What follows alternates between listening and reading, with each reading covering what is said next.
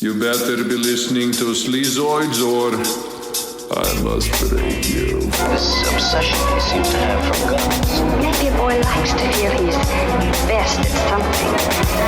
So I saved up, and one Christmas I got him a brand new BB gun. It's something else about guns that gets him. Do I hear a gentleman? Very interesting indeed. Susan. I've taken some pills. I think I'm done. Susan. Had a tail on her for 6 months. Why? Brown girl, the most valuable lead.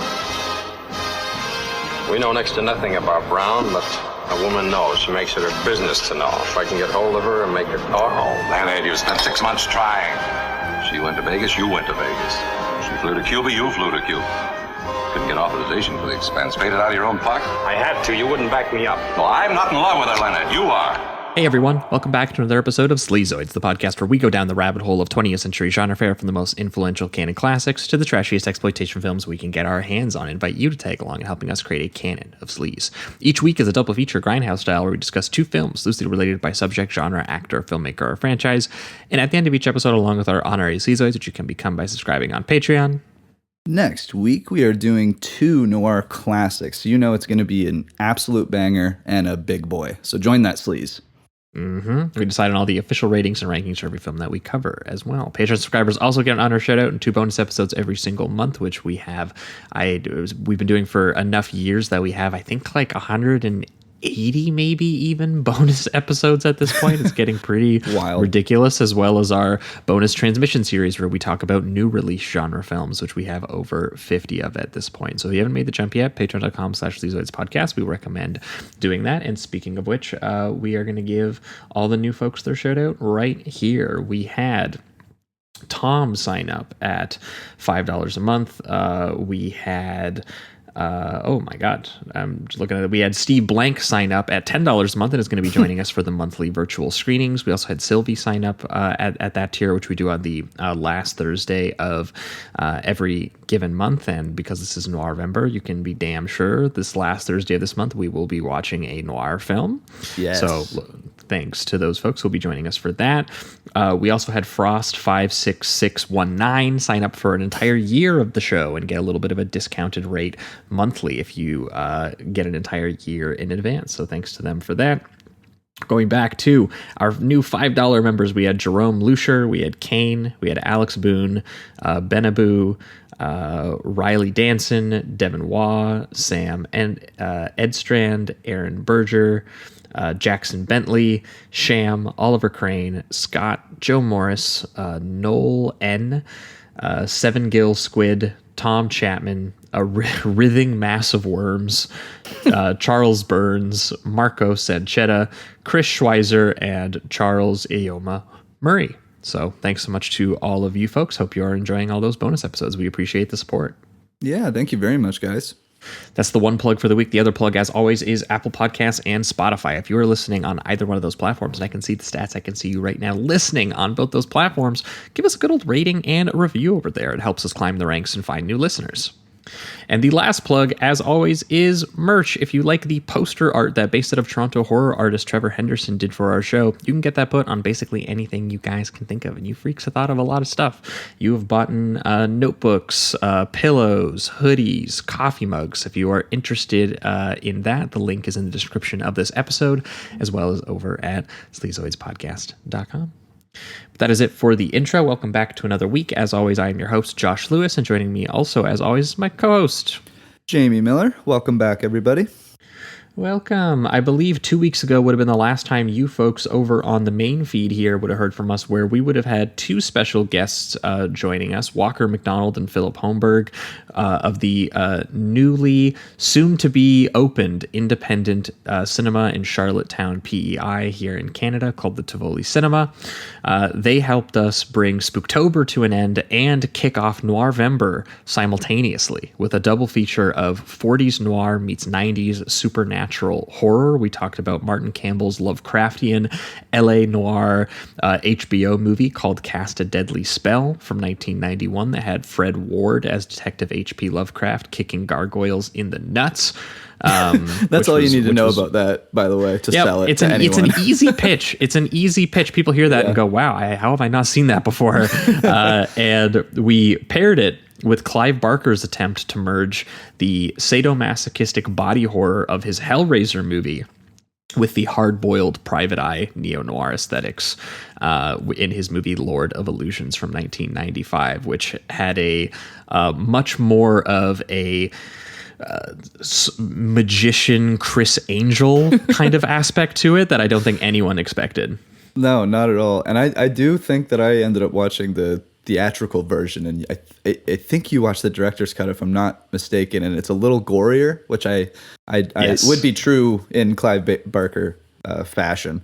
But yeah, I missed that a little bit. It's still there, but I missed it. If it's going to be 2 hours, I wanted a little bit more ooze, a little more juice.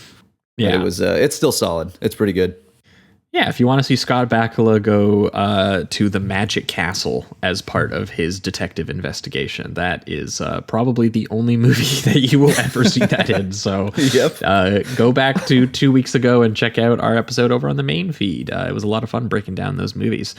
But having kicked off Noirvember last week over on the Patreon feed exclusively for the patrons, we did your guys' patron voted episode, because once every 2 months we let you guys nominate the double features, and then we put the highest voted nominations together into a poll to see which one you guys want us to cover the most. And last week you guys picked a double feature of two of legendary auteurs we've talked about a ton on this show, repurposing the storytelling conventions and the iconography of classic Hollywood noirs and making their own extremely stylish, extremely horny and dreamy postmodern identity crisis thrillers essentially out of that. We talked about David Lynch's very hostile and repressed psychological horror deconstruction of the anxious, obsessive male protagonist in Lost Highway from 1997, a movie that probably does not need any introduction. And the pairing was Brian De Palma's gleefully voyeuristic and much more playfully trashy Euro sleaze update on the, quote unquote bad girl or femme fatale thriller called Femme Fatale from 2002. Yeah. It was a very fun pairing. And if you haven't heard that episode, come on, get on over on the Patreon. What are you guys doing? Also a massive episode, just because we couldn't help but gush over those two filmmakers. It was stupid. For so long. Stupid. But it's probably going to happen next week when you find out what we're going to be doing. We'll save that for the end of the episode. But that's why I said it early on, because when we get these classics on our radar and have to do them, it's just wild. Yeah, we are at the point where it's like, we have to talk about a classic 5-star movie. Well, I guess this is a 4-hour episode all of a sudden. Yep, we've been avoiding it for too long. It's time to do the work. Yep, we did some of that last week with Lost Highway and Femme Fatale. But moving on to this week, you might be a regular main feed listener and going, hey, what's going on? There's no get. What is this? What is in my feed? No featuring who? We had a tiny bit of a scheduling conflict this week, and a guest came up with an emergency, and we had to last minute plug in an episode of our own choosing. So this is going to be something of a teaser for what you get on the Patreon if you're interested. Just the raw Josh and Jamie experience, and also our programming, because I think most people know by this point, but we sometimes nudge some guests in a certain direction, but for the most part, we give guests the freedom to choose their own double features as long as we haven't covered them. Over on the Patreon, it is us choosing what we want to talk about, and luckily, Noirvember, there was no shortage of episodes that we have come up with and have planned for future Noirvembers. And I actually had an issue this year where I had one I really wanted to put in and we didn't have the room for it. And so all of a sudden, bam, the room has opened up, and we are going to be going back and talking about This week, one of the best old Hollywood B-movie filmmakers ever. We are going to be talking about the director named Joseph H. Lewis, someone who we talked about, I think, just last year for the first time, and someone who we've done a couple virtual screenings for with the $10 patrons, where we've kind of discovered some of his movies for the first time. And we were like, this guy, as far as someone who could be like an elegant technician and very visually punch up otherwise pretty cheap formulaic kind of like B movie, B crime, B horror kind of screenplays. There are few filmmakers as good as this guy was. And we're going to be talking this week about two of the movies that really, I think, retrospectively kind of stand out to a lot of people. The B-noirs that are so well made, they've basically functionally become canonized A-noirs to a lot of people. We're going to be talking about Gun Crazy from 1950, which is his incredibly horny and violent and tragic proto-Bonnie and Clyde kind of crime spree noir movie that just has some incredible guerrilla heist photography in it. Unreal. And some crazy psychological access to these this troubled husband and wife duo who love guns as much as each other, if not more. It is absolutely, yeah, definitely. And it is absolutely wild to see something like you said. It's before Bonnie and Clyde, and all of the plot beats are basically what you see even today when you kind of come up with this kind of story, when it's a man and a woman on the run from the law and there's that romantic quality involved. It was just really unbelievable to see that in 1950 and for the first time, and to do it so well and often much better than what you're going to see for years to come. Yeah. And then the pairing is the big combo from 1955, which is a pretty dark and vicious B-noir gangster movie that just has some, it's a very kind of standard procedural plotting in terms of the actual detective mystery that the character is going through and trying to stop a corrupt gangster who, has enough wealth that the town is kind of covering it up or at least ignoring it. But it is drawn with just such an incredible visual style of shadow and fog, and definitely leans into the more harrowing qualities of that kind of the experience those characters might go through in it. We'll talk about it, but there's like a pretty intense torture sequence in it. There's a really crazy moment of sound design using Tommy gun fire in it. And it actually does have one of the more famous noir endings now as well, including just an incredible image inside of an airplane hangar that looks a lot like the ending of like something like Casablanca that people have, kind of been like, wow, this is like one of just the most beautiful looking and striking looking noir movies, despite the fact that it was made for like no money in like 1955, like well after the genre had been around for a while. Yeah, absolutely. And I love too that the two features, we could just say, have great fog finales. That's two things that bring these together. And I love the way, and the way that he uses them in both movies. He actually uses them kind of in different ways, but it's beautiful photography and really brings a darkness, a really dark quality to these films that I didn't really expect, especially with Gun Crazy. So yeah, I'm looking forward to this. Yeah, me too. So we're going to jump right into it here. I think we're going to kick things off and we're going to talk about Gun Crazy. It's not $40 a week.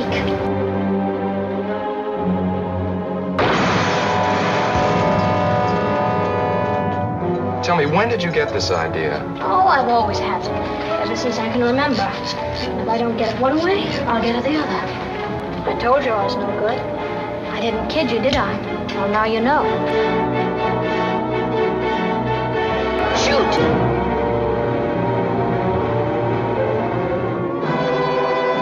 All right, we are talking Gun Crazy, aka Deadly is the Female.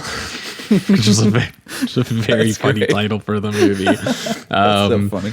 Even I definitely like the title they ended up going with, because both characters are definitely a little gun crazy. I don't think it is just the female protagonist, even though she is kind of pushing him along a little bit, which we will talk about. Yes, I do think that both these characters have their issues. Absolutely.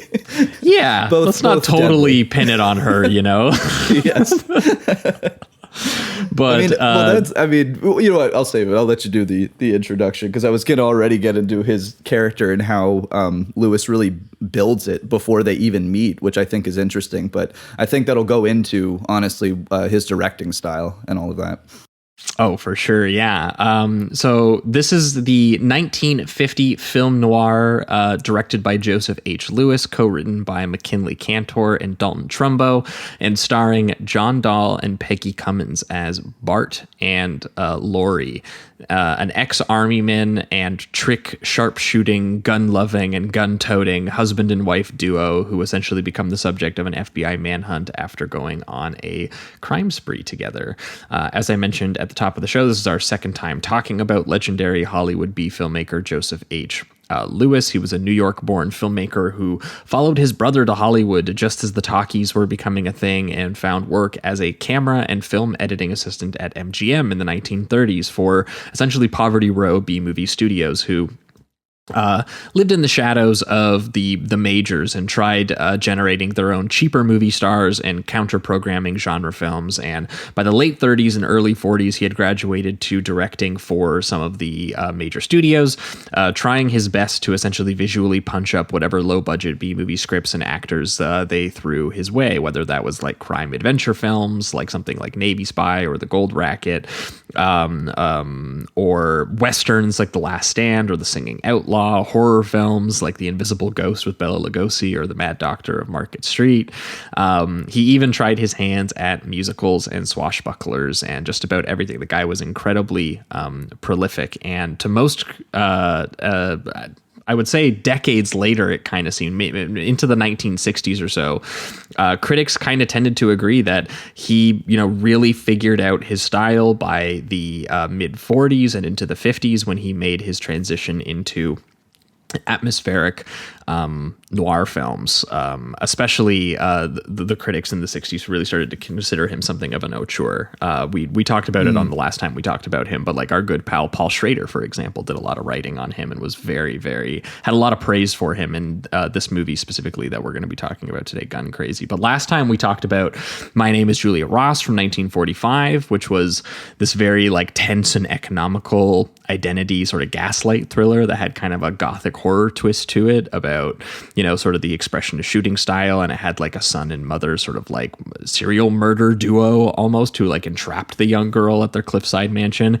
And we talked about Terror in a Texas Town, which was his just terrific B-Western that had this kind of, a little bit of a leftist revisionist sort of angle to it, because it was also written by the blacklisted screenwriter Dalton Trumbo, who wrote this film as well. And that film just also had a goofy sensibility to it, where it was like Sterling Hayden was a Swedish immigrant who rolls up to the standoff with the evil gunslinger, but with a giant whaling harpoon. Yeah, and he's got the long J or whatever, so he's just like, they're taking our yobs and all that kind of shit. It's fantastic. It's honestly, it's a really good example too of Joseph H. Lewis being able to take something that honestly at its surface seems like it could be kind of silly here and there, or even, less generic with Terror in a Texas Town, but he like you said, he really punches up, and he's really good at making you spending the right amount of time to make you care about these characters, but still keeping that tight pacing of like 80 to 90 minutes. But I don't know, he doesn't waste any time, so it feels like you get enough time with these characters to really get to know them and also be intimidated by the big baddies that he deals with, which he's also great at framing and, getting the right performances out of them and everything like that. So, I think Terror in a Texas Town comes highly recommended from this show, just because I think Lewis's control is unbelievably displayed there. Yeah, it's there's a lot of really incredibly well directed sequences, and there's a lot of mood to it, despite the fact that it feels like a message movie for like kids. And it would, this big Swedish immigrant who throws a harpoon at a gunslinger who saves the town. Being mean to all of the immigrants and the poor people in town and that kind of stuff. And but yeah, today we're finally going to be doing what are essentially his two biggest claims to film noir history fame that occurred between those two movies. Because My Name is Julia Ross we want to talk about, because that was kind of like when he was really kind of figuring out his style, and Terror in a Texas Town was kind of in the later periods, in the late 50s, and it was when he was kind of settling down. I think it was right before he might have gotten sick as well and was unable to make movies for into the 70s and stuff like that. But we're going to be starting off here with Gun Crazy, which, as I mentioned, is essentially, considered the proto-Bonnie and Clyde, following the exploits of an incredibly horny and tragic affair between a gun-obsessed husband and wife duo going on a crime spree together. It was apparently co-adapted from a 1940 short story by, obviously we mentioned McKinley Cantor here, but then it was handed over to then blacklisted screenwriter Dalton Trumbo under the name Millard Kaufman, which is what you will see in the credits. Trumbo was he was the newspaper writer before he was a screenwriter, and turned pretty spectacular writer when it came to kind of fitting socially conscious drama and messaging into kind of pulpier genre context, like something like Terror in a Texas Town. And definitely. So many people liked working with him that, despite being literally like hounded for his Communist Party affiliations by the House of Un-American Activities, he worked under pseudonyms while serving 10 months in prison and eventually fleeing to Mexico, where he wrote all kinds of scripts on essentially what he called the black market. And there were other writers who were willing to like put their names on them, and he actually still managed to get Academy Award nominations despite them not having his name on the scripts. So bad. During this time, and eventually he was able to come back and get his name on like Spartacus, and he even got to direct his movie Johnny's Got His Gun and this kind of stuff. But this was during the time that he was blacklisted, and clearly Lewis was someone who affiliated with him because he made multiple scripts of his under pseudonyms. But yeah, in this case, they essentially came up with a pretty wild premise here of doomed lovers on the run doing an armed robbery thriller, which sounds like something you've seen a million times, but when you have to realize when this came out, that was like not really a conventional type of movie that we're like, everyone's done their Bonnie and Clyde. It's literally called doing your Bonnie and Clyde. Right. And, and it's just like, should everyone just be saying, it's his Gun Crazy? Yeah, exactly. Put some respect on his name. Come on now. Yeah, because this one is just like it has a cheapness and a grittiness that you would expect of the kind of budgets that he was working with, but it's just elevated by so much intelligent craftsmanship and so much intense focus on the character work, because like Trumbo is someone who's obviously interested in some of these sort of messaging ideas, some of these deeper thematic concerns, and in this case he tries to directly tie together kind of the perverse American tradition of having that obsessive kind of like gun fetishism. And he combines it with the excitement of genre movie making, in the sense of, you have the romantic passions of these very youthful characters getting together. You have the exhilarating nature of, them doing crime action set pieces or, things of that nature. And, Joseph H. Lewis is just there to punch up that very basic idea, but it's also something that the filmmaking can help achieve, because it is a quality of, like if you want the idea to be like, these kids are so gun obsessed and they fall so much in love and they get so distracted by their love of guns, they don't realize they're doing something bad because it's so exciting. And it's so, and that's where Joseph H. Lewis very much helps you out, because he replicates that propulsive excitement and the lethal attraction that these characters feel via his style, essentially. And I think he does a really good job, and I guess Trumbo as well, just on the writing front. They both fuse together really well in the sense that at first they kind of present it as enticing and fun. It is a little bit muddled in the very beginning when it just shows the Bart as a kid and he's just like looking at one in a window shop and he just breaks the window and steals it and then right away gets in trouble and goes to court and everything like that. But what it does give you is this sense of like it's almost like forbidden to him because he's a kid. But it's also, I think he looks at it as fun because probably, knowing him as an American kid, had a lot of the entertainment he watched was like cowboys and, cops and robbers and all of that. So it presents itself as something more entertaining than, ever thinking about power or anything like that. And then even when he becomes an adult, they start showing like target practice, and then we'll get to it, but there's that fun scene where they meet at the carnival and they're doing all these tricks, and then eventually the gun becomes more of a symbol of power and control, much like in the what's that movie? The movie The Hitchhiker that we covered a little bit ago, where as soon as that gun is in play, it's like whoever's holding it, that's who has the power. It doesn't matter who you are. And I like that it kind of does that evolution throughout the film, the way that they look at the gun. Yeah, well, no, and I think you're right that it does start like right off the start, that there is this quality of, there's this, it opens on this very wordless kind of like mood driven opening scene that establishes essentially the firearm obsessiveness of the teenage orphan here, Bart, as a kid version, actually played by Russ Tamblyn, who many of you might remember as Riff from the original West Side Story. So he plays a little Bart. Oh, awesome.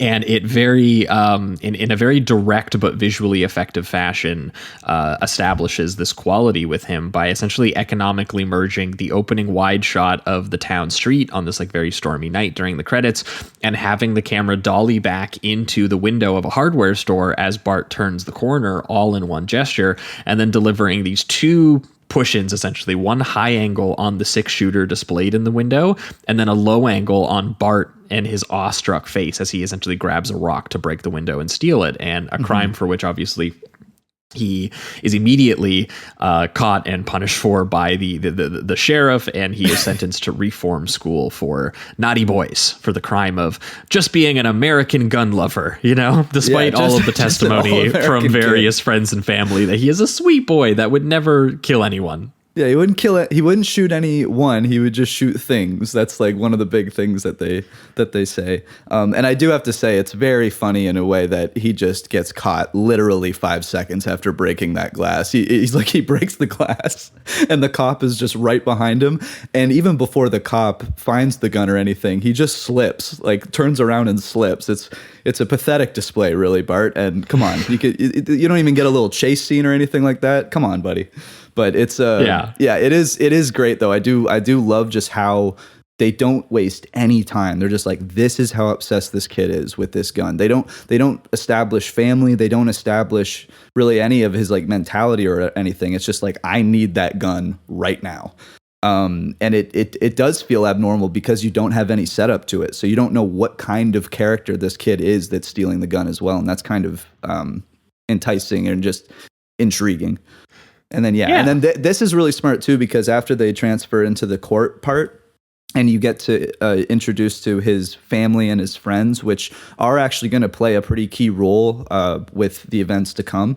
And I think it's smart to do it as a kid and then also as an adult when he goes off to military school and then comes back, and he still has that kind of community and foundation, so that when they do the turn, and it especially directly connects to the very ending, it's just that much more impactful.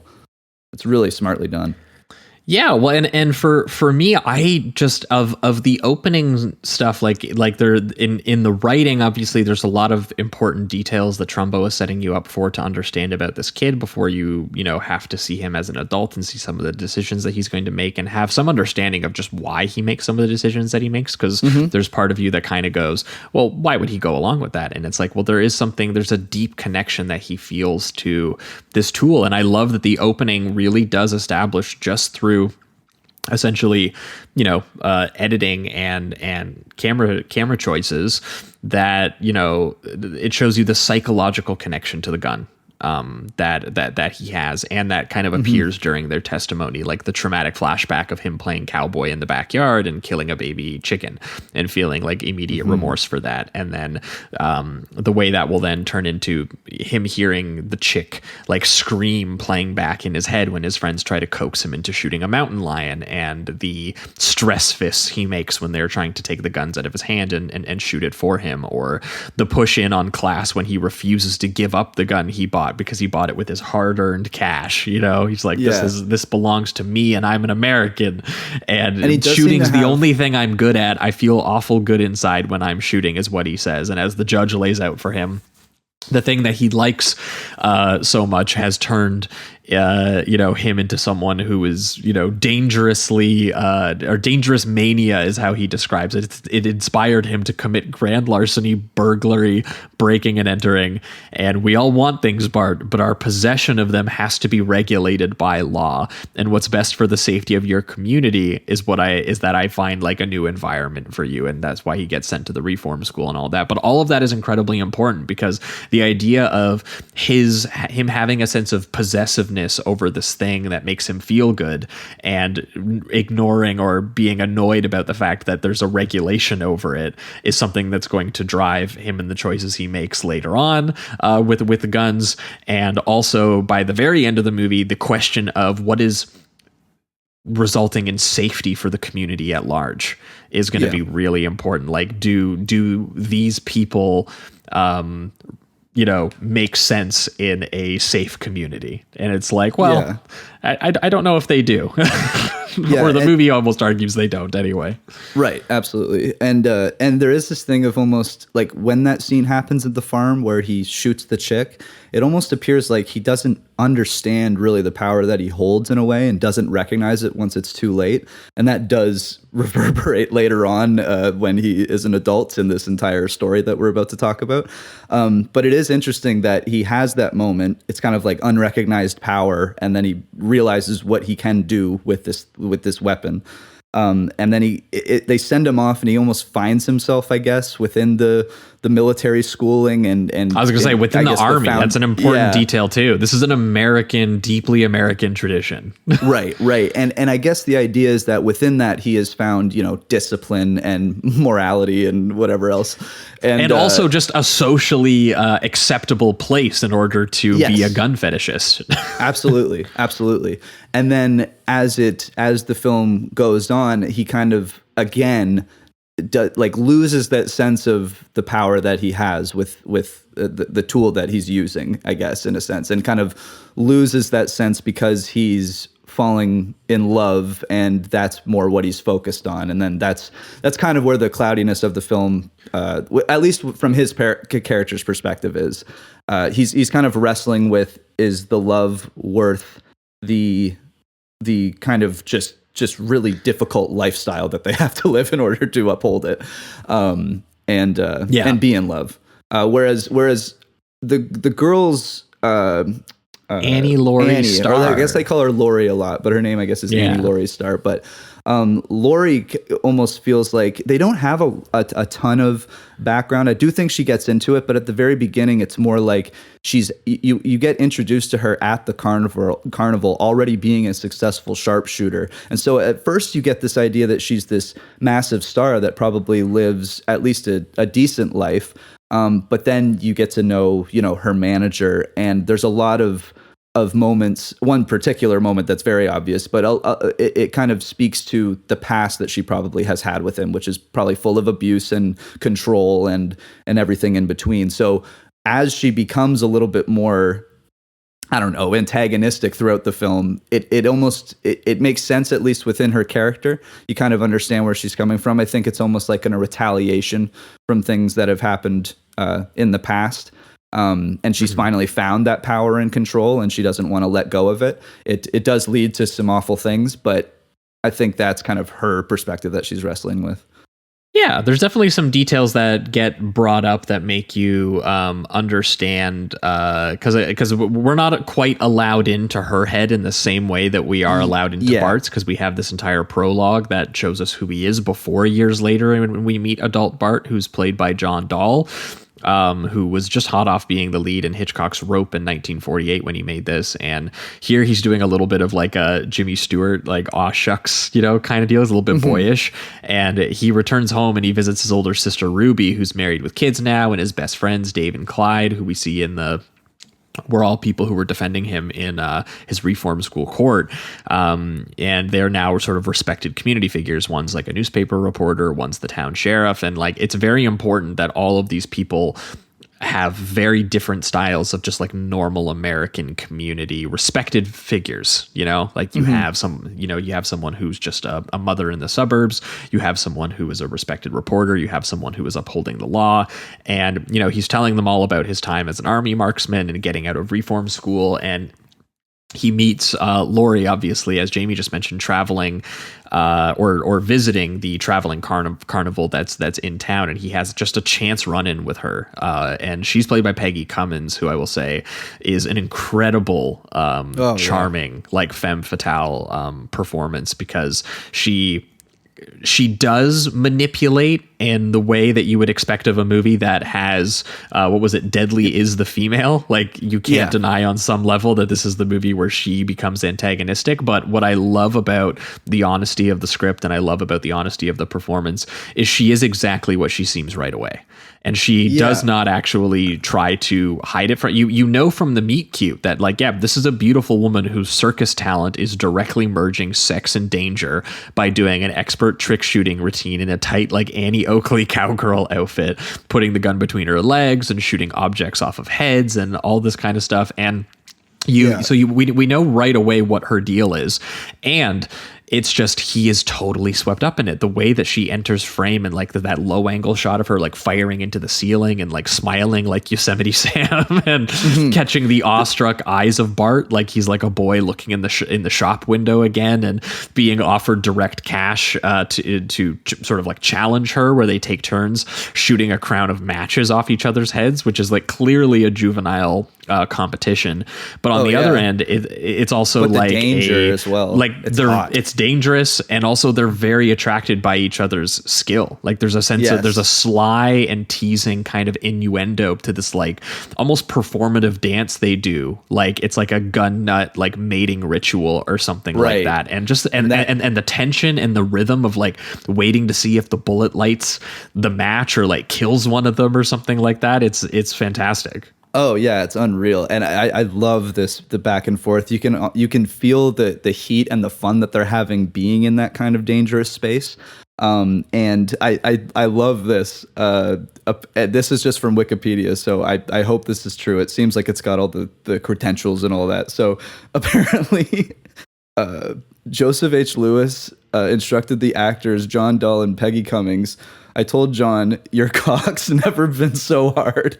And I told Peggy, you're a female dog in heat and you want him, but don't let him have it in a hurry. Keep him waiting. And then he said he didn't give them almost any other instructions and just let them go with their scenes. And it really does have that kind of like passion and that heat that you just like, why do they keep going further when you know it's so dangerous? Well, because they can't help themselves. And this scene just establishes that so well, and still has that fun lens that you know that they like the danger, but you're still kind of unsure of how far they're willing to go. And something I also love about Peggy's performance is that, I totally agree. Like she pretty much outright says who she is. She's not shy about it. But I do think that there's a little bit of like the way that she looks, for instance, that kind of like cutesy blonde. It feels like cute in a sense. And then her performance also has this almost like a bounciness to it and a very welcoming quality to it. But then she's still saying things like, I'm bad and you don't want anything to do with me, and I'm going to do these things and there's nothing that's going to change. And she's outright telling him what's going to happen.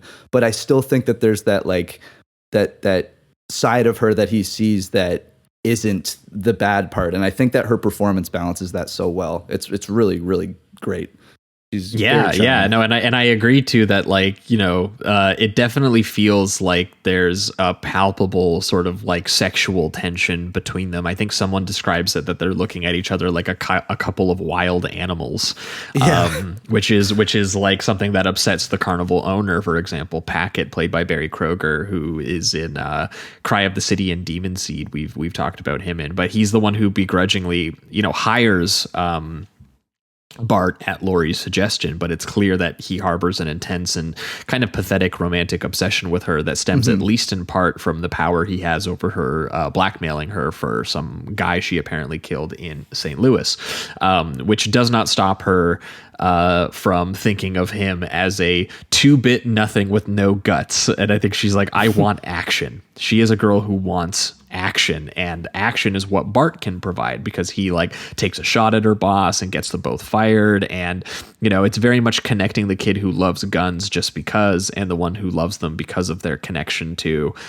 money and death and various other qualities that are maybe less appealing than just being a sharpshooter. And those two just enter an unholy union. They get married at a roadside motel chapel where he confesses, you know, his checkered past about, you know, his obsession with guns. And she says that she's no good girl herself, but for him, she wants to try.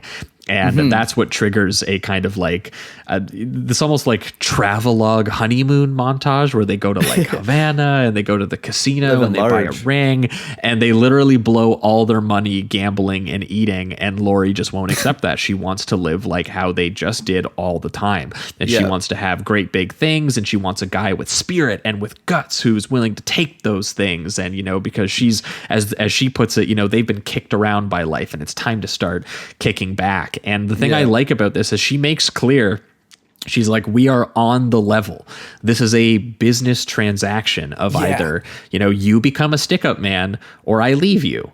And just because it's tied to an actual romantic charge and like a dream that we both have doesn't mean that that's not what this is. And it also doesn't mean that we can't still have those things. And, you know, even though he is immediately concerned with like, you know, what if we just start fucking killing people? But she does that cooing like, well, how could anyone get hurt if we don't hurt them?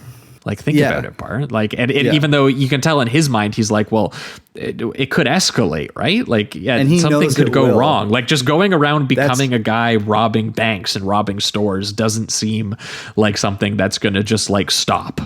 Yeah, exactly. And like, there's one prime example right at the beginning of her mentality, where he does the shot at the manager and it like almost hits his nose, but because he's such a sharpshooter, it's just to scare him. And then they get fired. And she says something like, "You shouldn't have shot him up till Wednesday, you know, payday." So she has like she doesn't care that, you know, someone was almost hurt or whatever. And for good reason. I mean, the scene that we see with them obviously is like, it's assault. He gets too drunk and he tries to make a move on her. And then she's like, stop, and he won't. So it makes sense that she wouldn't really have any, you know, qualms with him getting shot. I just find it to be an interesting piece of dialogue that I think references the entirety of her mentality throughout the film. And I also like what you're saying here too, because, you know, you could watch this and just be like, you know, I feel like someone that's not thinking about both perspectives could say something like, you know, they're painting her as this like just bad person that is, you know, making him do all of these things. But in my opinion, and I think it's even in the performance, he is kind of aware that these things are going to go south pretty quickly in some sense. But again, there's that passion that's connected to this contract. I think that's a good way of putting it. It is like a business transaction in some sense, even though there's sex and love involved. It's like, you'll get the sex and love, but you don't get it without this as well. And that you could easily argue is not, you know, true passionate love, but he signs up for it. He says, well, that's what I want. I want you, and these are your conditions, so I'm going to do this. So I felt like the entire time, even though he eventually has more of an awakening in his morality, but that's because he has more of a connection to the community. I think that's why he has like friends and family that are trying to be like, hey, don't go down this road and all that, as opposed to her who's completely alone. I just find that I think that you're completely right, that the business transaction element of it is very important, especially looking at his character, because he is by no means innocent just because he's not like coming up with the plans. No, you know what I mean? he just has the protagonist perspective of like being the guy who has more moral conflict about it than she does, which is absolutely true and baked into the screenplay. And if, I could see someone maybe taking issue with that, I guess. I find it kind of interesting. I do too. I find it interesting because despite the moral conflict, he agrees to it. Yes, you kind of exactly. and you can, I don't think that her manipulation is as, it's more obvious. Of an open book than you've seen from other femme fatale characters, because we've seen something, the Double Indemnity is maybe like one of the biggest examples of this, of the Barbara Stanwyck character very much weaponizing sexual relationship with the insurance man to help her kill her own husband. But there's a quality of that where she is being like, a little bit more, her exact motives and methods are like a little, they're more teased out to you. They're almost treated as reveals. And at a certain point, you are completely aware of what it is that those two are collaborating together. And there's a moral perversity to that that's baked into the tension of the movie. I like that it's here from frame one. And it is here from the second he sees her, the second she opens her mouth. All of this is something that that this is going to lead to a certain level of gun obsessive destruction that is about to occur. And that it's something that was baked into his psychology from the opening frame of the movie since he was a kid. And just watching her interact with that and watching the general excitement of their passion for one another and their passion for guns kind of intersect in these action sequences is where it kind of like really, the movie really takes off and I think becomes just like one of the greatest examples of what it is when it turns into that very fluidly photographed montage of the armed robberies of the stores and the gas stations, where they are making an effort like not to harm anyone, with the camera honing in on the sort of the power of their gun in the frame. And there's the, these elegant sort of camera movements over their escapes. And the most impressive of which obviously is the nerve-wracking 3-minute real-time oneer that goes from them pulling up to a bank in their car-jacked like getaway car in cowboy outfits, the camera remaining entirely in the car while Bart finds the parking spot, goes into the front door, and Laurie briefly has to step out to distract a cop out the front as the alarm goes off, and then Bart jumps back in and they drive away. But it's the controlled camera movement of it in the back seat, like gliding over to the passenger seat and then back, depending on the blocking of the set piece, is incredible. And the fact that it's kind of from this perspective of almost a detached accomplice, like you were like the third guy in the back seat, just like forced to sit there and watch the incredible tense immediacy of the sequence. And it also helps too, this was shot on location for real without rear projection, which was like a lot more common for this period of movie making. We talked about that on Touch of Evil as well, which has an extended, the camera attached to the car. Doing this all in one shot, all during an incredibly tense improvised bank robbery is spectacular. Oh yeah, nobody apparently knew about it. Like the only people that were involved in the actual scene are the two actors and the policeman. So everyone else is just like walking down the street not knowing that this is being filmed or anything like that, which is really, really cool. And does give this like authentic feel to it. And I love too, like you said, it's got that POV of the back seat. And I think it's so smart because he says it to you initially by giving you this 3-minute one shot to establish this kind of shot, and then he starts using it in just smaller moments throughout the film as things kind of get more enclosed in on them. Like he uses it on a chase sequence. I believe he uses it. There's another really great moment that I'll have to look through my notes, but I just love that he's established it and then has used it throughout in different ways until the end of the film. Actually, I just remembered what it was. It was when he uses the same POV of the back seat, but then he starts to get closer in on Bart when he's trying to shoot the cops that are chasing him. So then it becomes like you're with them like you were in the one shot, but then it gets back to his more enclosed claustrophobic style where people are really in a tense moment and he's making on the fly decisions and all of that. So it's awesome how he expands that as well. And one thing I love too that Lewis did, and it's real simple, it's a simple trick, but it's great. And it's when they do their kiss and then it kind of fades into their mouth and then fades into the robberies, so it's mixing that sex and violence again. And I just love that transition. I thought it was great. So yeah, great stuff. Yeah, he's really cutting it together well, and I wanted to highlight too because we haven't mentioned him yet. But this was also shot by Howard Hawks's regular cinematographer Russell Harlan, so the guy who shot Red River, The Thing from Another World, Rio Bravo, Hatari, also shot Richard Brooks's Blackboard Jungle and Don Siegel's Raid in Cell Block 11. So this is a guy who very much knew his way around 50s like black and white and grit, but also had done stuff for Howard Hawks and done more of like that rich character hangout stuff. And yeah, this is in terms of the like very stark contrasty black and white look of this and the fantastic like guerrilla lensing of some of the, you know, sort of like heist sequences and that kind of stuff. And then we'll talk about it too, but even some more poetic, dreamier images like the rainstorm opening or the foggy swamp finale, which we'll get into. It's a very, very beautiful looking movie that, Lewis needs in order to achieve us getting swept up in this kind of unhealthy Freudian psychological connection to the gun that these characters have, and how the gun is like a financial tool, but also it's, you know, something that's has a sexual charge between these characters, and the kind of uncomfortable tension and perverse romantic quality of all of that. Because at a certain point, you are kind of rooting for them to find love and kind of achieve their American dream. Yeah, you want them to get away with it, you know. It's unfortunate but that we've already had years know of that Bonnie these and two Clyde. together is like a doomed and lethal combination. As they describe it at one point, even they say we're like guns and ammunition, you know, together, and you know we're primed to explode because of our skills and what we do, and yeah, it just helps that.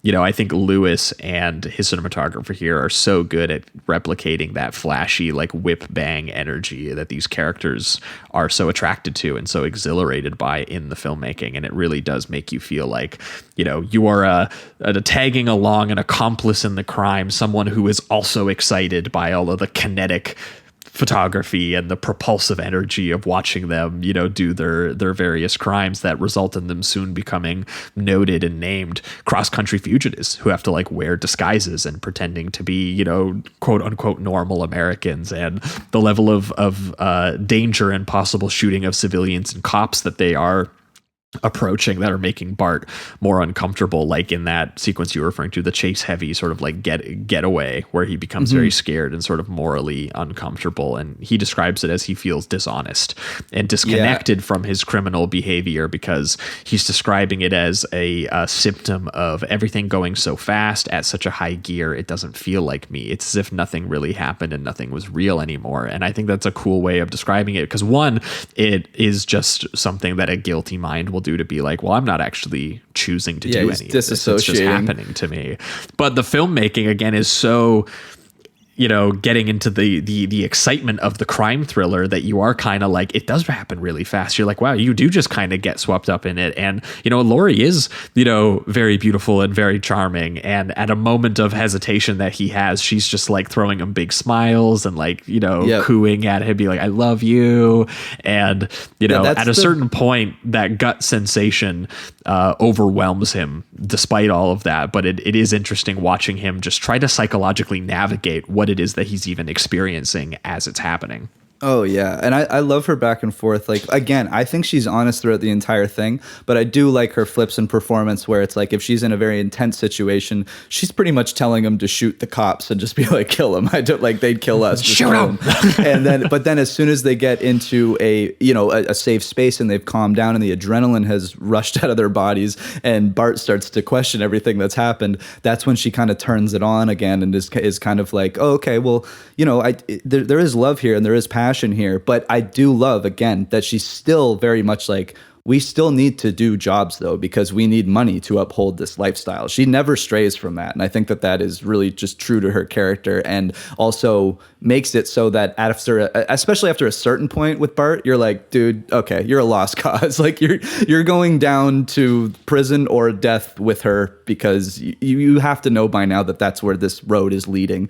And one of those examples, where there's a slight difference where, you know, and I do like this thing that he says later, but initially, you know, he doesn't want to even think about killing anybody or harming anyone. He really wants to detach that possibility from the job itself. And at first he kind of reads it as like he's innocent because, you know, he wouldn't kill someone. He's going to do all these jobs that might require you to do that, but he wouldn't do it, so he's still a kind of okay guy. But then later on, I love that they make his character wrestle with it, because he sits down and just says, what am I kidding? Like, I'm kidding myself. If I sign up for this kind of work, the possibility of killing someone is automatically there. So I can't just sit here and not take blame for what happens, even if Laurie is a little bit more on go on like shoot him. But he's just as guilty. He knows full well what he's doing and what he has to do if that time comes. Yeah, like he definitely is someone who's pushing that to the back of his mind, and for a large portion of the movie trying to ignore it, which is something that she does use as like a motivating factor. Because, you know, he is, you know, he does get sick at a certain point, and he goes like, you know, you're making me feel like making me feel how easy it would be to become a killer. Because he has that great moment where he talks about while he was in the back of the car and he was shooting out the cop's tires. Briefly, his mind went to the place of, think about how easy it would be to like shoot that cop in the head instead. And it would be so much easier to take that car out if you did that. And the fact that his brain naturally went to that place scares him.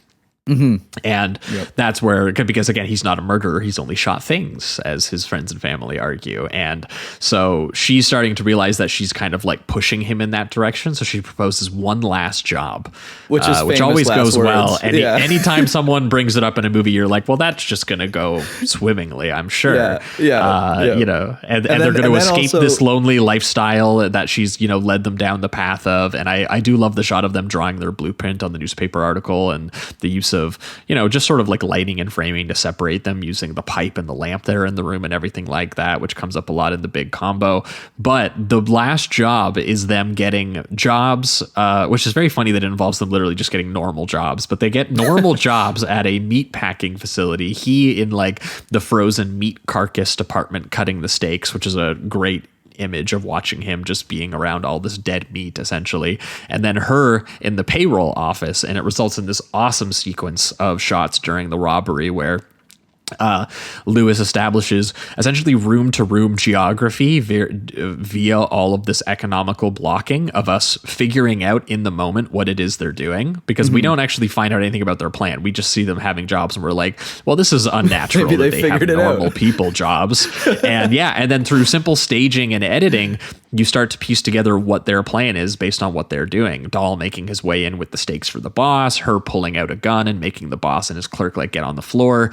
And there's this amazing shot of Bart and Laurie separated by the two rooms where he's in like the office light watching all the cowering employees who are scared of him, and then also all the ones behind him who don't know what's happening, and then her in that like just vault of pure darkness just filling the bag with money, and all of the sweaty glances over to the office workers and the one pulling the alarm, and resulting in that huge sort of impromptu escape they have to make, where it's so frantic, and sort of the crime logic of their plan kind of breaking down and getting away in the car and all of that kind of stuff, and her essentially deciding, I am going to shoot my way out, which she says are warning shots. But I like that I like that the sequence moves fast enough that we can't tell for sure if they were or if they weren't. Oh, but I read it differently, to be honest. Oh yeah, I read it as completely purposeful.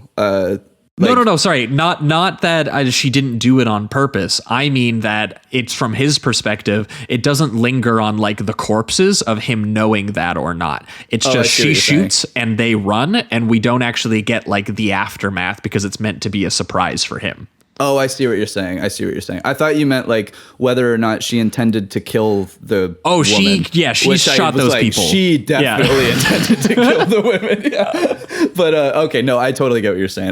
That's really great. A great way of doing that, because it's so abrupt. Like they hit the alarm, and then you just hear those two gunshots almost instantly, if my memory serves correct. And it's kind of terrifying because it's, you know, there's always been the threat this whole time that this could happen. And you almost think that even if it is going to happen, it would be involved in like a shootout or something like that. But with Laurie, it's like she makes a pretty cold decision, and it's in her mind, I think it's almost like she might have thought initially it was like defensive or something like that, but I think a lot of rage is kind of built into that. It's kind of like, oh, you actually went against this plan that we have to live this large life. Like, I'm gonna retaliate instantly without thinking. You know, it was kind of this visceral feeling that she had to do. It just feels so animalistic and quick in the moment. I guess that's why I'm saying that. But yeah, I love the run throughout the facility, like just them almost feeling like it's like these empty long hallways, and then they return to the POV of the back seat when they get into the car and you drive off with them. It's great. It's really exciting and kind of horrifying for Laurie's character. Mm-hmm. And I like the scene too, where they, they've made the plan that they're going to do this, and then it's going to be a lot safer to, from the dragnet sort of like manhunt looking out for them, because they're going to be looking for a couple. So they decided they're going to when they run away, they're going to part ways for a few months, and they're going to lie low, and they're going to be safe. And, and it's actually, you can probably even say that the decision to not do that is partially why they end up getting caught. And that's where the sort of like genuine romantic aspect of it kind of takes over in a really interesting way, because they both get in the cars with the amount of money and they go different directions, and they both just kind of turn back and look at each other, and there's a look of torment on them where they, when they look at each other, and they realize they cannot bear to be separated, and they would rather risk the danger and, like embrace and kiss and smile as they pull out in the car together. I think that is really important too, with this thing that happens but right before they do the job, which is when they're kind of talking about one more job, and they're laying out the blueprint for how they're going to do this, and then she also says something where she goes, she is the one that makes up the idea to split up for the 3 months, 4 months, whatever it requires, and he seems kind of questioning about it. Like, he's just like, okay, like I get that we would split up because that would be safe, but the way that she's delivering it feels almost a little bit more calculated and cold, and like, there wouldn't be this longing that they have for each other when they were separated. And I think this moment, at least the way I read it, it feels like Laurie might have been kind of half and half at that time before the job actually was done. Like, she didn't know. She's like, I'm gonna either get away with it with him or get away with it without him. And then I think in that moment is that definitive time where she actually makes the decision, like, oh shit, I've fallen in love. I'm not going to just take the half or whatever it was, and then we'll come together in a few months, or maybe I'll just take the money and leave, whatever it is. I do have that passion that he also shares for me. So, and I don't know if that's true. I just, the way that I read her performance and the way that it all comes together, it felt like it was calculated and then more passionate when the time came to make that decision. It's definitely the moment where they reveal themselves to be like the most illogical, and like it's the least transactional decision she makes as a character, to be like, I'm going to risk my life to not be separated from this man. And we're going to, together, we're going to go through these, tense moments where like they go through the California Border Patrol, who's like inspecting their luggage. There's that great camera move that goes from like the front seat to the back seat, where they're like, oh God, hopefully he does not find all of our fucking money. Oh yeah. And because they're trying to make their way to Mexico. And there's another moment where the camera lingers on Bart, like buying a newspaper, which is where he's going to, reveal that she killed the employees in there. And which is where he has that breakdown that you were referring to, where he's like, 2 people are dead just so that we can live without working. And he's like, why do you have to murder people? She's like, because I have to. I was afraid. I love you. I get so scared I can't even think. And he's he's very clearly upset at her, but in love with her. And again, sex and death are being kind of tied together for him in this very perversely romantic and kind of tormented way.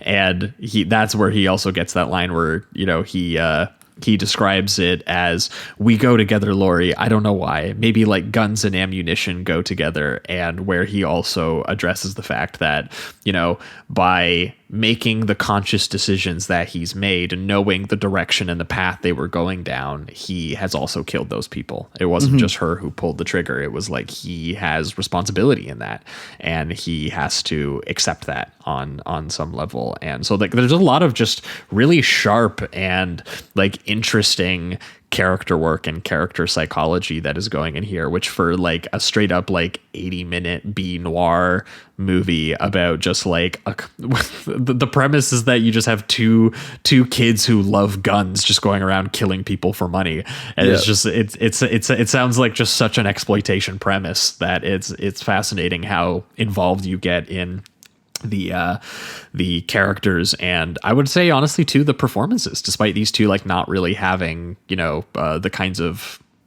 they're not huge names in the genre or anything like that, but I like them both. I agree. Yeah, I think both of them are great. I especially think Peggy Cummins is really quite good. But honestly, like John Dahl, I think he's more interesting than initially that initial feeling you get from him, because at first it's kind of like just, happy-go-lucky American guy that is good at shooting. He's just got a big smile on his face. He's flirting or whatever. But I do like his slow kind of discovery of the situation that he's in. I do think that he does that very well.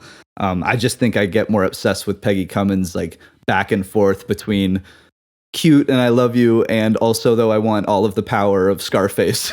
So I love that back and forth between them two. Yeah, they're really good. And then this is kind of when they're going to say that they're going to go to Mexico, and they start to kind of almost wind down a little bit. They talk about having a family. They go to a carnival where they're going on roller coasters and dancing. Yeah, they love speed, man. They got to get on that roller coaster. Absolutely. And then they're slow dancing. Like it's one of the first moments you kind of have where they just get to be still and with each other, and they're not fighting for something while being with each other. Well, they're kind of back to that like travelogue, like honeymoon section where they're like, hey, if we're comfortable and have money, we can stop this. Yeah, we don't have to do this. Yeah, because it's really starting to be pretty risky for everyone involved. And so they especially with the FBI like tracing your stolen bills at this point too. Like they have serious people after them. Also, their names are actually like in the paper, and like their friends and family know about them and Yep. And they're trying, like, I love those scenes too, where they're still trying to kind of fight for the reputation of Bart, because they don't know who Laurie is, obviously, but they're still kind of fighting for it. Like, no, he wouldn't shoot people. He'd only shoot things. Like he's a good American boy. I swear he wouldn't go down the criminal path and all of that. I like that they kind of have those back and forths leading up to when they eventually get to the house, and then the whole dynamic changes. That you really can tell that Bart is just not going to be accepted by his community any longer. They feel for him, and they kind of want him to, they wish that he went down a different path, but at this point, because of two people being dead, it's kind of like it's a little too late. And that is sad to see. And he's upset because he realizes that his passions don't technically belong in the traditional social fabric of his town, of the people who care for him and all of this. Because one, he has a passion for guns, and the gun naturally kind of pulls him in the direction towards destruction that the town rejects. And two, he has a passion for a woman who also has a passion for guns, who is even more willing to be dangerous and psychotic than he is. And he's going, man, these are the things I love the most in the world, and like they're leading me here. my community rejects them. They have no place here. And I find that is kind of the psychological torture that he goes through in the finale that I find so interesting and kind of intriguing. Yeah, and I also like the innocence that he has to deal with too, because it's been so long since he's seen the family. So I'm pretty sure that he hadn't met his nieces and nephews yet. And so when he gets there, they still have this kind of like, they're looking up to him and they're just like, oh, it's Uncle Bart and all of that. But he's in this situation, and the sister knows full well what's going on. So she kind of has to play both sides, where it's like, yeah, this is your family. Her really sad. Why did you have to come here? Yeah. Because it's like, now you're bringing all of this into our lives, which, like, we love you, but now, like, what are you doing? You're really making these. You're in the newspapers having killed people. Like, yeah, and now you've brought it to us. And I love this detail too, because it really does go back to what they've established, the importance of like friends, family, and community and all of that, where the only reason that the people find out that he's hiding in the house is because they know that family so well that they know that little subtle things like their curtains are closed and the kids hadn't been to school for a day are enough for them to be like, something's not right here. We need to go inspect that house. And it just, I don't know, to me that spoke so highly of just the close-knit community and kind of love they had for each other and all that. So it's a good way to be like, this is kind of what stops them. It's the people you care about. Yeah, well, and also the sadness that like he doesn't, make sense in there anymore. He is like an outsider they're going to reject, even though he tells her, there was no place else to go. Like this is like we fled from our plans in Mexico. We hopped on a fucking train car to essentially get here. And, it's just like he panicked and didn't know what else to do. And his friends, Dave and Clyde, the newspaper reporter and the sheriff, show up and they essentially approach him, and they deliberately approach him unarmed in order to not escalate the situation. Actually, the one dude even tells the sheriff to leave his gun at home, and they plead with him. This is our town. We do not want anyone being shot or hurt. Like guns are inherently dangerous. We aren't going to escalate the situation. Yeah. And he says, does that include like me, that you don't want to get shot or hurt? And they say, that includes you. Like, we love you, man. Like, yeah. But you need to turn yourself in and stop this like right now. And it's gone too far. Just can't.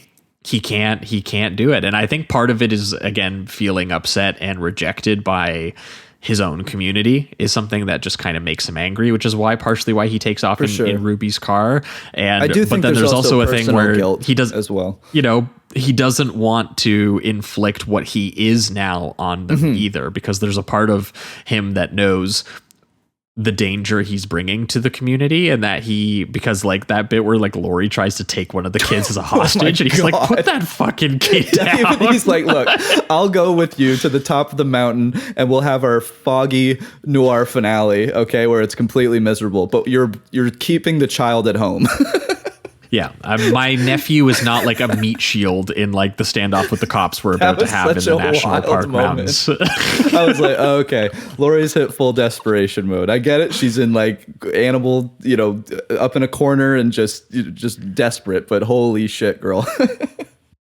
Yeah, well, and that's why I like it too, that they go to the national park where it was the scene where he was, as a kid, meant to like kill like a mountain lion because they were going hunting, and now they've become the animals who are going to be hunted in this park essentially by the cops. And they go up high enough into the national park like terrain, they have to get up on foot, and it turns into this kind of like high altitude like swamp where they're so dirty and they're so tired, and they're literally being hunted by hounds, and they're getting more just scared and hysterical. And it gets to the point where Laurie basically can hear them coming through the fog towards them hiding out, and she starts being like, let them come, I'll kill them.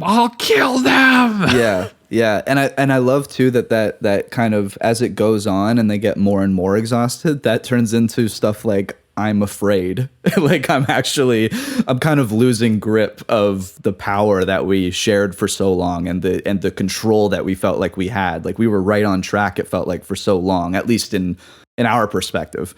And it all just comes tumbling down so quickly. And I like the way that he directs that too, because even like just how they hurtle up the mountain, like he has these POV shots where it looks like the camera that's attached to a vehicle is going to go off the side of the cliff. They're going so fast. Like it just looks like completely hectic and desperate, the way that he directs that kind of chase or car sequence.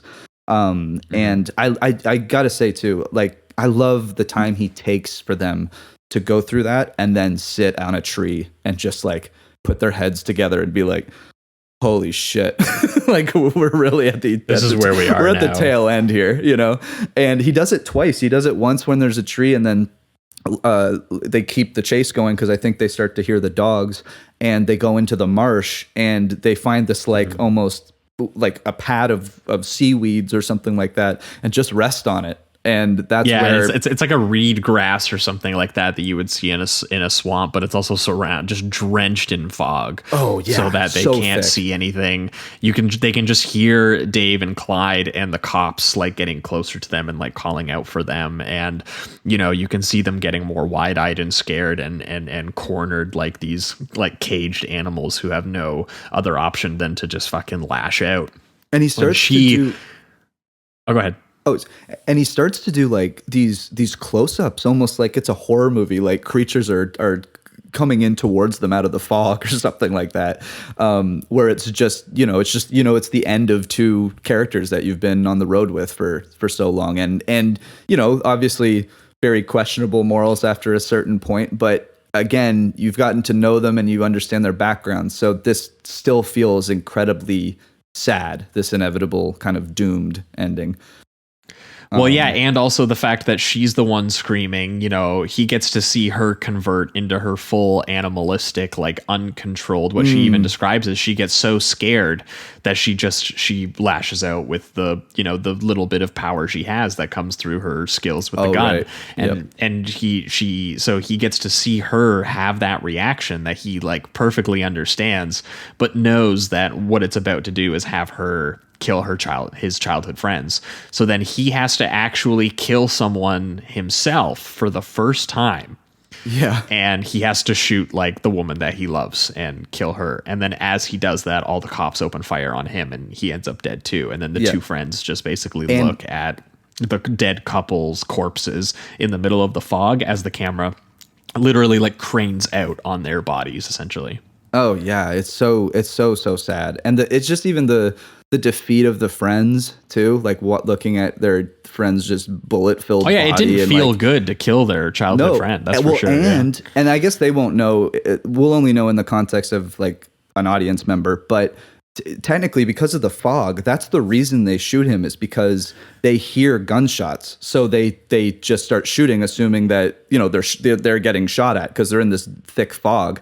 They don't know that he's actually shooting the person that's about to shoot them, which I don't know how they would operate. Obviously, we don't need to get into it, but it's just, I like that there's almost like that fog leads to this. It's just confusion and kind of a blindness, to the power that everyone's holding. And so it's great. It's really sad, and I love fog in film. Let me say that. Fog is great. Fog is awesome. So cinematic. It looks so good. Joseph H. Lewis made a great argument for fog in both of these movies. Yes, he did. You should bring it back. More fog in cinema.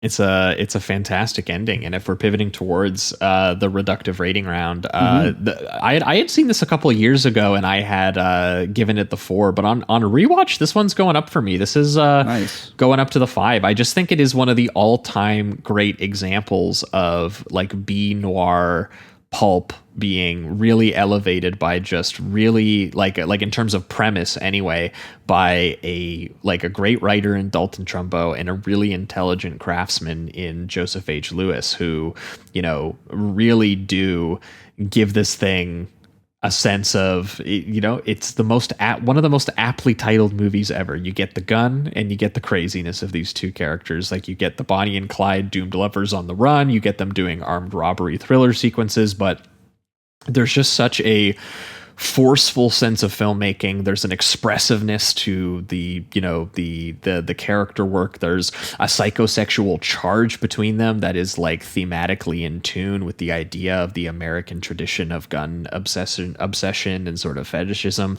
and then merging it directly with the intensity and the exhilarating quality of watching a genre film, of watching these romantic, passionate, youthful characters, of watching, the crime action set pieces that they, sharply and kinetically go through by Joseph H. Lewis, who is just so fantastic at the level of propulsion and the level of attraction and getting all of it right. Like you really do feel the unhealthy Freudian psychological connection to the gun as this thing that's like, it's a powerful material tool for the characters, helping them accumulate money. It's a symbol of like lustful liberation and kind of like freedom that makes them feel like they can escape some of the things that are maybe going wrong in their life. But it is also does that while acknowledging that it is inherently a raw force of like destruction and torment for the characters. And it's so tensely made. There's a sense of immediacy to it. Like, I just love every single armed robbery sequence or heist sequence, like the bank or the chase and the gunfights during the car getaway sequences. They're just like so impeccably staged and photographed and get you so swept up in all the sort of like on the run, qualities that these characters are having. Their romantic passions sort of seep into in a really perverse way.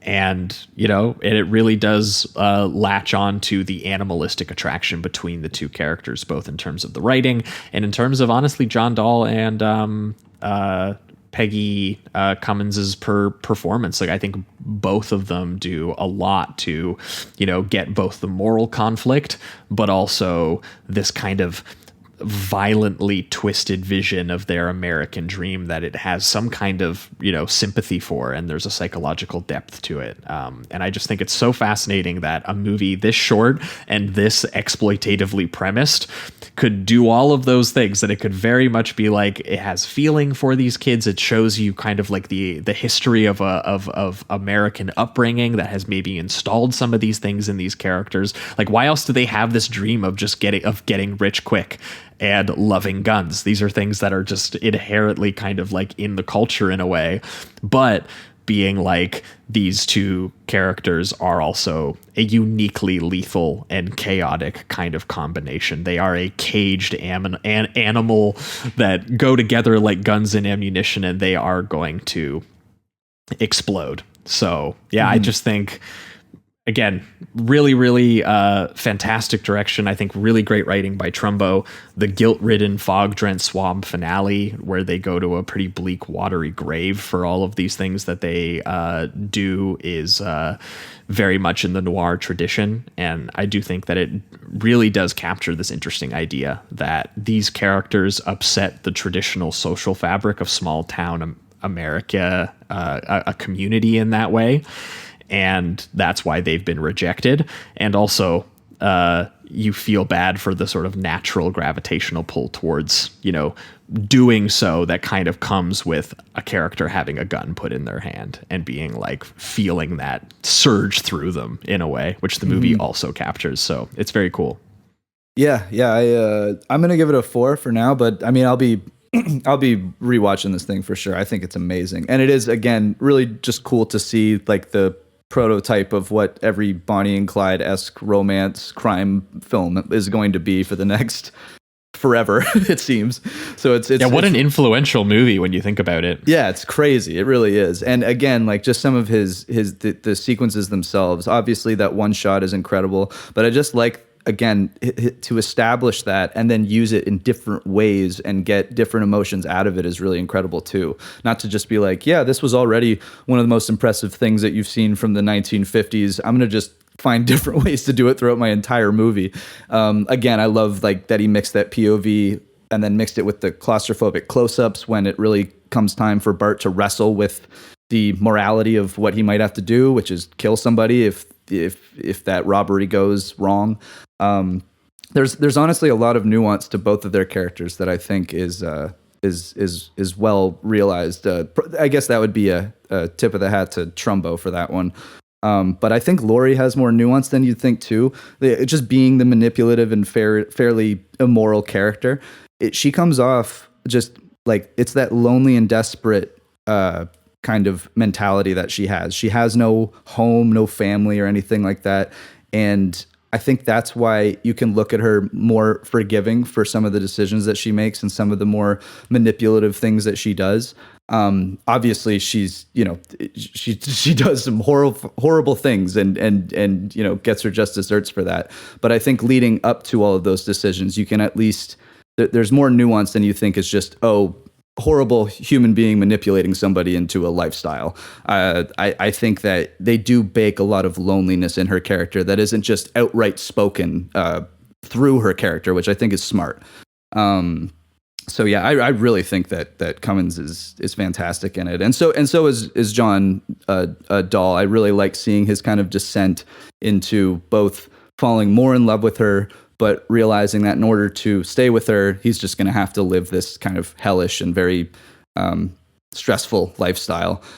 Even at the end, when everything is coming to a close and he knows that it's doomed, he says, like, there's no place I'd rather be. So he just kind of accepts the inevitable death that's going to come from their relationship at a certain point, which is very interesting too. Just love prevails, I guess. I don't know, but yeah, it's great stuff, and I think it has a great evolution, showing the use of the gun, kind of having it being this just enticing, intriguing tool, and then leading it into target practice and these, carnival games and all of these sharpshooting kind of spectacles and everything, and then leading into the death of a community and killing innocent people for money and power and control and all of that. So I think it has a lot of nuance in that regard. Yeah, I think the community buildup works really well with his character to kind of give Bart a lot of push and pull as he's making these decisions, because it constantly goes back and references his old life. It's very short, but it's just like these reminders for the audience to say, this is where he came from, and he still has an attachment to this, and he can't live both lives. At one point, he's going to have to make a choice. And I think that's great, but yeah, incredible control and direction. And all of this happens in 85 minutes. So holy shit. It's fantastic stuff. Can't beat that. Nope. I think that's going to wrap it up for Gun Crazy here. We are going to be right back, and we're going to be talking about the big combo. Stick around. We'd be in jail for 3 years. Now relax. Brown will get us out of town until the heat blows out, and then we can come back. I'm sorry, Mr. Humphrey. When you get up, let's never come back. You must have done something pretty fine to get as high as you are, Mr. Brown. I'm looking into that. I'm going to open you up and I'm going to operate. I hate to think you're without fun. All right, we are back and we are talking The Big Combo, the 1955 film noir directed by Joseph H. Lewis, written by Philip Yordan, and starring Cornell Wilde as obsessive police lieutenant Leonard Diamond, a character who has launched a essentially personal vendetta-driven crusade against a sadistic gangster, Mr. Brown, played by Richard Conte, and also in the supporting cast is Gene Wallace as Mr. Brown's girlfriend Diamond becomes involved with, and a bunch of henchmen goons, including pre-spaghetti western fame Lee Van Cleef, which I'm excited to talk about because he's a lot of fun in this movie. Just like a handsome evil man. Yep, he was so great at that. We need more actors who that was what they did, and that was their skill. Oh yeah.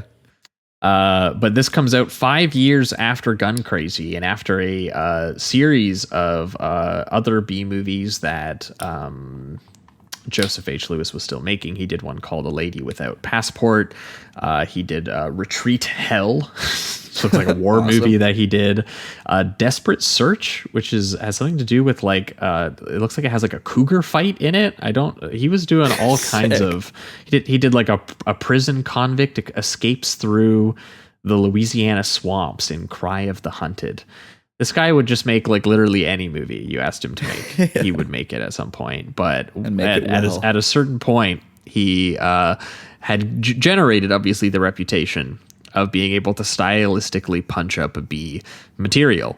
And he, as a result, received the call from lead actor Cornell Wilde, whose company was producing this movie, partially why you will also find his wife, Jean Wallace, as the co-lead in the movie. And he had purchased the rights, essentially, to Philip Yordan's script, who was a fairly big name in the 1950s in terms of screenwriting. He was credited on Nicholas Ray's Johnny Guitar and Anthony Mann's The Man from Laramie, which are both very acclaimed movies. And here he was tasked once again with essentially taking a pretty basic hard-boiled gangster sort of like B-noir material, in this case with a lot more procedural plotting in terms of the actual detective elements of it, and just really elevating it to truly gorgeously stylized degrees in terms of sort of the visual poetry of it, the especially the darkly, viciously violent extremes he eventually takes it to. And he really does, take what could have been subpar material and makes it feel like it's one of the best movies and examples of the genre in terms of how he shoots it, how seriously he takes the character work and the performances, and how uncomfortable he actually gets in terms of what these characters do to each other. Like, as far as like an earlier sort of like gangster movie, this feels like it's leading towards the kind of gangster movies where you were just like, oh, that's just unpleasant. This feels wrong.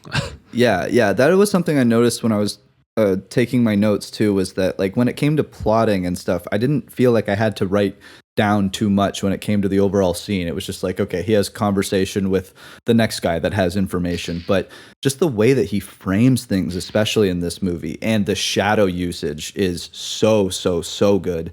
One of the first examples of it, I guess, is the very beginning when it shows the wife Susan running through the backstage of the boxing match that they're having, and it's the two guards. One is Lee Van Cleef, and then the other one is Earl Holliman. Fonte and Mingo, I think, is their names. And just the way that he sets it up, it's very simple. You have a brick wall in the background, but you have this kind of like center spotlight where you can see her face fully, and you can see all the fear and just the kind of desperation for her wanting to leave the situation in her face. And then on the sides, which are the two guards, you can kind of see like their cheekbones and their eyes, but the shadows really mask a lot of what they're doing. So they almost just feel like overlooming like physical forces that are controlling her, and she can't do anything about it. But just something as simple as that is done throughout the entire film, and just in better and better ways as it goes on. Yeah, you do get a very striking idea of what this movie is going to look and feel like right away, as something as simple as just like essentially a gangster's girlfriend running away from a boxing match because she just doesn't want to. One, you can tell that there's a little bit of, I do like that she's running away from like a violent spectacle. I think that's a neat idea. Totally. And then you just have the goons literally just chasing after her and becoming this very disappearing into the walls in a way, and then also the light hits them and all of a sudden they're there. There's almost like a supernatural quality to it. And when you have someone who looks like Lee Van Cleef, who eventually became one of the gods of the spaghetti western for a reason, because of his striking look, the big gun down, the good, the bad, and the ugly for a few dollars more, he just has incredibly sharp, like angular features, which is fantastic for noir lighting. In this case, because as he approaches, it's just like, damn, do shadows hit this dude's just like jaw, and you're just like, god damn. And he has such a strength to his presence. I mean, it helps that he's like 6'9" or whatever the hell, but like he feels so powerful and stoic. Like and he feels like a character just by standing there. He doesn't have to say words, just by standing there. Someone that that he has a boss because he is a guard, but he does still feel like he isn't going to take shit, which we do have a scene where we'll get to it, but there's kind of like a underlying guy that's trying to become the boss again, and he tries to get them in on the whole scheme, and they kind of turn, but we'll get to that. But again, Van Cleef just gives off this attitude that it's like he cannot be fucked with. And it's so great for a bad guy. Yeah. And just right away you have this the intense smoke, and you have these stark shadowy corridors lit by these like directional spotlights, like there's no way for her to escape. And she even gets that great push in on her where the camera gets closer and closer, and she kind of just goes like, where would I go? Yeah. Like, what do you think is happening here? Like, you guys don't really have that much to worry about. And this is our first time talking about Jean Wallace. I realized I had only ever seen her in one other movie, which was a movie that I did not know until rewatching this is directed by the lead of this, Cornell Wilde, who was her husband. Oh. So they were a husband and wife duo, and in 1970 they made a a environmental awareness post-apocalypse movie called No Blade of Grass that came out in 1970. Okay. And I was just like, I had no memory of him being the director of it, but I did vaguely remember that she was the lead in it. And here it's like, I think they're perfectly adequate. I don't think their performances are, anything as good as what we saw in Gun Crazy. But also their characters aren't quite as psychologically engaged in that way either. I think Joseph H. Lewis is interested in filmmaking that engages and is very interested in getting performances out of them. Yeah, that feel like there's a little bit more than is there on the page. But I do think that this is not quite as interesting of a script as Gun Crazy for sure. Yeah, and I think that's what leads to the not weak, but just weaker than what Cummins was doing with Laurie, just because they don't get as much time on screen as well. They are kind of characters that are, they're essential because they're going through all of the kind of blackmail and kind of usury, I guess, that Mr. Brown is inflicting on them. And I guess when I'm saying them, eventually we're also introduced to there's Gene Wallace who's playing Susan, and then there's Helen Walker who's playing Alicia, the wife that we're going to find out about. But they just don't get as much time, so it just doesn't feel like their performances even could be as interesting. He seems to focus more on Leonard Diamond, played by Cornell Wilde, and Mr. Brown, played by Richard Conte, Richard Conte, he's awesome. Is so fun in this. It's unbelievable. He eats up every single scene. And I have to admit, in this movie, I think most of it is just really, really cool. And it kind of establishes that too with the really cool jazz score that it opens with, where it's got like brass and all of that. It's just it has that kind of cool, cigarette smoking feeling. But there is some more, and I like them. But there is some slightly more silly elements to this every once in a while as well. And I think it's because of Conte, but I think he almost brings like a larger than life personality that kind of just, I don't know if punch up would be the word, but it just brings about a new kind of sense to the film, I find. Do you agree? Like I feel like he kind of hams it up a little bit more than everybody else is doing. And I think it's a hammier role. I also think that part of it might also be what we know him from, which is also being a Polizia Teschi actor. True. Because he did Shoot First, Die Later. He also is the mob boss in The Boss that we talked about, I think, just earlier this year, actually. And so, he was obviously a bit of a noir actor before that. Like he did Cry of the City that we talked about him in, which is great in, and he was also eventually in The Godfather.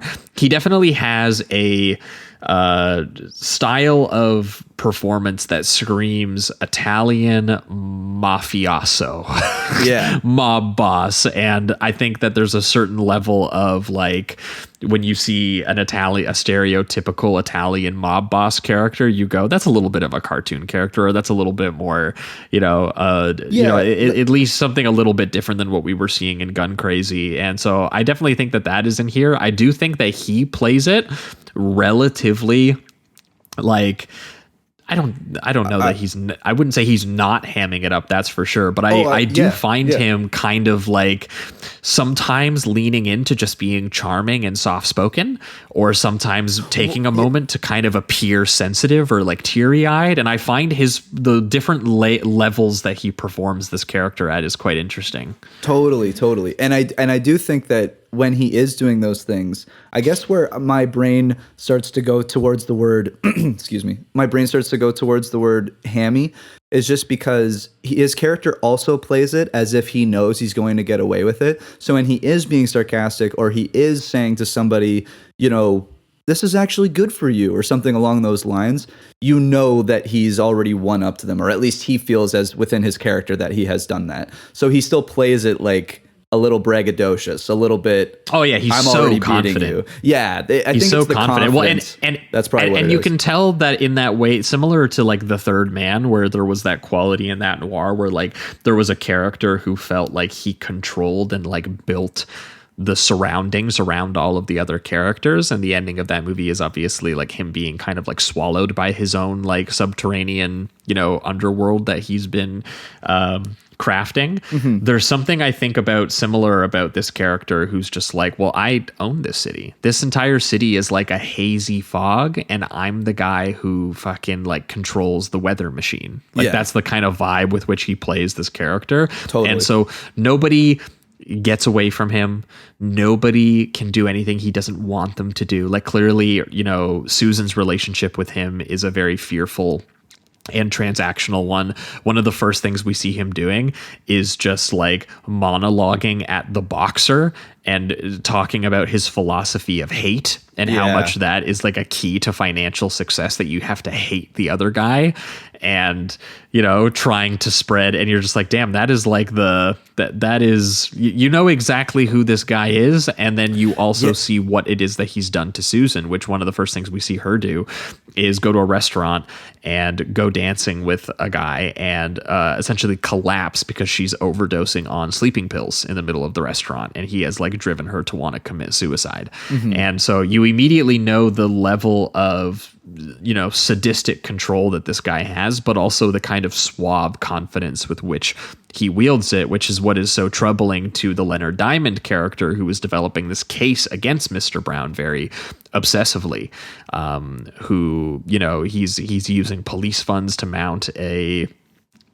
to mount this campaign against his criminal organization, which is called the Big Combination, which I do think it's funny that their actual criminal organization is called that, but they were like, yeah, for the title, it's cleaner. The Big Combo. You know, get rid of the nation. You feel like the bosses would have done that too at a certain point. Do we want to say that like every time we say our name? It's like, no. We know what we're talking about. It's the combo.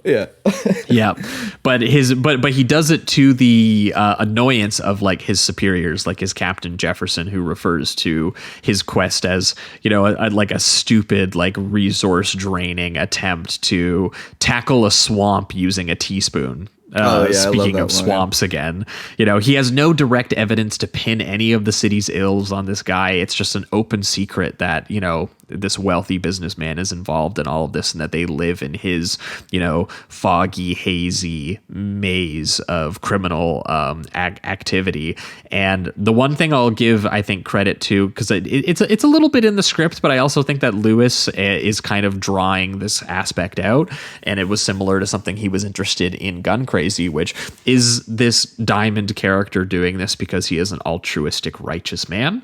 And he's trying to weaponize, as we find out, you know, Susan is about to become instrumental to his relationship because she might have insider information against her criminal boyfriend.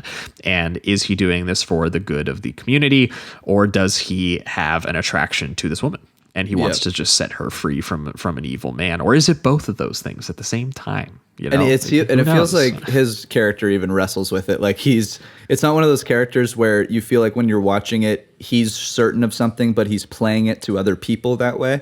It really just feels like he's as confused about it as you might be watching him take certain actions throughout the film. I mean, and maybe played by a different actor, you would feel one way or the other too. Like, I feel like if it was Humphrey Bogart or something, you'd be like, oh, that dude is just sexually attracted. That's all this is. Or if it was, you know, I don't know, maybe if it was Sterling Hayden, maybe I'd be a little bit like, oh, you know, like he's on a righteous quest. And, you know, and Cornel Wilde is not like on the level of those actors or anything, but I think he's perfectly adequate here. I think it almost works that he isn't quite on that level, because I liked the confusion of that. It felt like when he was going into scenes, I was unsure of if his motivation was just to get the girl, or if it was because he had like just a real passion for justice, you know? And so I like that, that you're kind of wrestling with that every scene. And I couldn't tell sometimes whether or not that was intentional. I think it just kind of worked and was built into certain scenes. And then it allowed me to look at that perspective in other scenes as well. I'm not really entirely sure how nuanced his performance is. I do think that, you know, you're just easily more drawn to Conte, I think, in that regard when it comes to the actual performance of the movie. But I do think that, again, his confusion and his state of confusion and what his motives are is kind of interesting. There was one thing I wanted to go back on real briefly with the hate comment, because afterwards when he smacks the boxer and he says something interesting where he goes, "You should have hit me back. You don't have the hate." And then he fires the fighter. for not hitting him. And I found it really interesting just because the question that instantly was brought up into my head was, if he did hit the mob boss back, would he be like actually principled and go, I see that spark in you? Or would he be like, boom, I see that spark in you. Okay, 5 more fights, and then I'm going to bring you to a back alley and shoot you in the head for just smacking me. You know what? I can't quite get if Mr. Brown has like that sense of not morality, I guess, or his sense of principles, the way that he lives, you know, his rules to live by, I guess. But I just found that to be an interesting thought. Yeah, no, I do think that at a certain point, he likes just being the most powerful guy in the room. And there is actually a lot of evidence based on where the movie goes that if there was another guy who threatened him and was like, I will take over your position because I do have that hate in me, he would be not pleased with that either. So. Absolutely. Absolutely. You know, but also it's so funny that, you know, because of the place of confidence or the position of power he's in, he also looks down on everybody. And so like Diamond's like hatred for him is almost like completely one-sided. You know, like, which was like we see in that one scene in the hospital where he goes to pick up Susan from the hospital after her suicide attempt, and he's just lounging in his hat and smoking, like facing the camera, not even turning around to look at Diamond, as he basically, you know, as the detective is telling him that he can't sign out Susan because he's not technically family. And my favorite detail of the scene is that not only won't he look at him, he won't even directly speak to him. He's just he basically, he views him as so far beneath him, he only speaks to his former boss, his second in command, Joe McClure, played by Brian Donlevy, and he uses him as a mouthpiece to like communicate his threats, because at first he's just like, oh, Joe, don't mind him, he's on a cop salary, and that must be depressing, you know, like that's why he's acting up this way. And then by the end of the scene, when Diamond has made it clear that he is going to try and separate Susan from him and maybe use her against him, he was like, Joe, tell this man I'm going to break him so fast he won't have time to change his pants. Tell him the next time I see him, he will be down in my lobby crying, asking for a $10 loan, and tell him that I don't break my word. Yeah, it's I think this leads into the lie detector test sequence, which I do quite enjoy, just because again you get that kind of, they're in a closed space where both of these kind of heavy egos have to battle it out. And again, Brown, or Conte, I guess, gives this performance of just so nonchalant, so uncaring. But then there's these little moments where enough key words kind of spark something in him that leads, I guess, into the rest of the investigation that we're gonna watch. Which is, I think, 2 things. Which is Benetti, when they say pasta, and they're like, "What kind of pasta is that?" And it ends up being like the last name. And then the other one is, I'm trying to think. Alicia. Yes, Alicia. It's the one given to him by Susan, because and that's just a jump. Like they just see him, the thing react. He actually doesn't say anything. It's just his blood pressure goes up. Yeah. Well, because there's very clearly some sort of like secret hidden, you know, relationship that has occurred here, which I do think is funny that Cornell Wilde is discovering it through the kind of outwardly sexual energy of the relationships that are in the film, because, you know, you have, you know, Diamond, who's obviously kind of pursuing Susan in a way, but you also have Diamond, who has a girlfriend on the side who becomes important, a burlesque dancer and on and off girlfriend named Rita, played by Helen Stanton, who has that line about how women don't care how a man makes his money, only how he makes love, before ordering him to like put her shoes on in like a very like dominating kind of way, which is like an interesting relationship that he does. He's like, yeah, I'll put those on. Doesn't fight back at all. No, not at all. He almost does it with a smile on his face. And he has an actual attachment to her as well. And what's kind of adorable is watching her have the same attachment, but they're still kind of at a distance, the way that they talk to each other. Like the one line I love, and it's right before they fade into the next scene, I think, is she's like, well, when she hurts you again, baby, don't wait 6 months. And it's like, it has this idea that she's been thinking about him that entire time, even though, you know, her job would require her to be with a bunch of people. So it's kind of like, it just has that thought of like, I really do truly care for you. even amidst the circumstances that we're in life. Yeah, well, those two have obviously kind of like an erotic connection, but then you also get the more disturbing element, which is Mr. Brown and Susan, and you get that long shot of Richard Conte, you know, the doing the flip from like evil gangster mode to being like a little bit more sad and sensitive, and he's like, you know, trying to talk to Susan after she just tried to kill herself, and then he like kind of grabs her on the face and kisses her, and then there's this really suggestive moment where he disappears into the bottom of the frame, and I was like, is he like going down on her? Like, is that what the like, and the camera like goes into her face in doing it, where I was like, they're about to do something together, that's for sure. Yeah. And it definitely highlights how much of this is meant to be motivated by like a, you know, he was talking about hate, but there is a quality of like these characters are being motivated on some level by love, and that is where you know, Diamond tries to intersect or get in the middle of that when he, you know, speaks to her, and she basically suggests that part of the way that she's feeling what she's feeling is that he knows that there's someone else that he kind of obsesses over, and when he's alone and he's brooding and doesn't know that she's there, he sometimes says the name Alicia. Mm-hmm. And that is actually what seems to, you know, obviously she's being mistreated in a lot of different ways, but I found it interesting that part of the thing that spews out of her immediately was just, you know, the fact that he's like, who is this mystery woman? Yeah. And, you know, who could it have been? And that is why he arrests him and interrogates him and is, you know, gets his whole crew into. I do like that almost comical shot of every single Mr. Brown henchman just like sharing a cell together. Or like, yeah, it's very funny. You know, and that is when you're introduced to Joe, who will become a pretty important character amidst the guards, because there's a specific relationship that he has with Brown, a past relationship where it seemed like they were in switched positions at one point. So there's kind of like a vendetta setting up.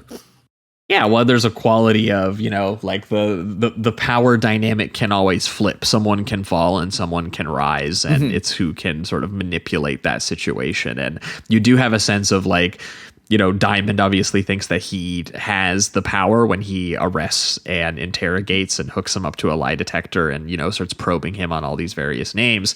But then that power dynamic is immediately reversed when Brown's goons kidnap him in that foggy alleyway outside the club. He is able, I will say, to grab one of their guns and shoot one of them in their hand before going down, which is impressive.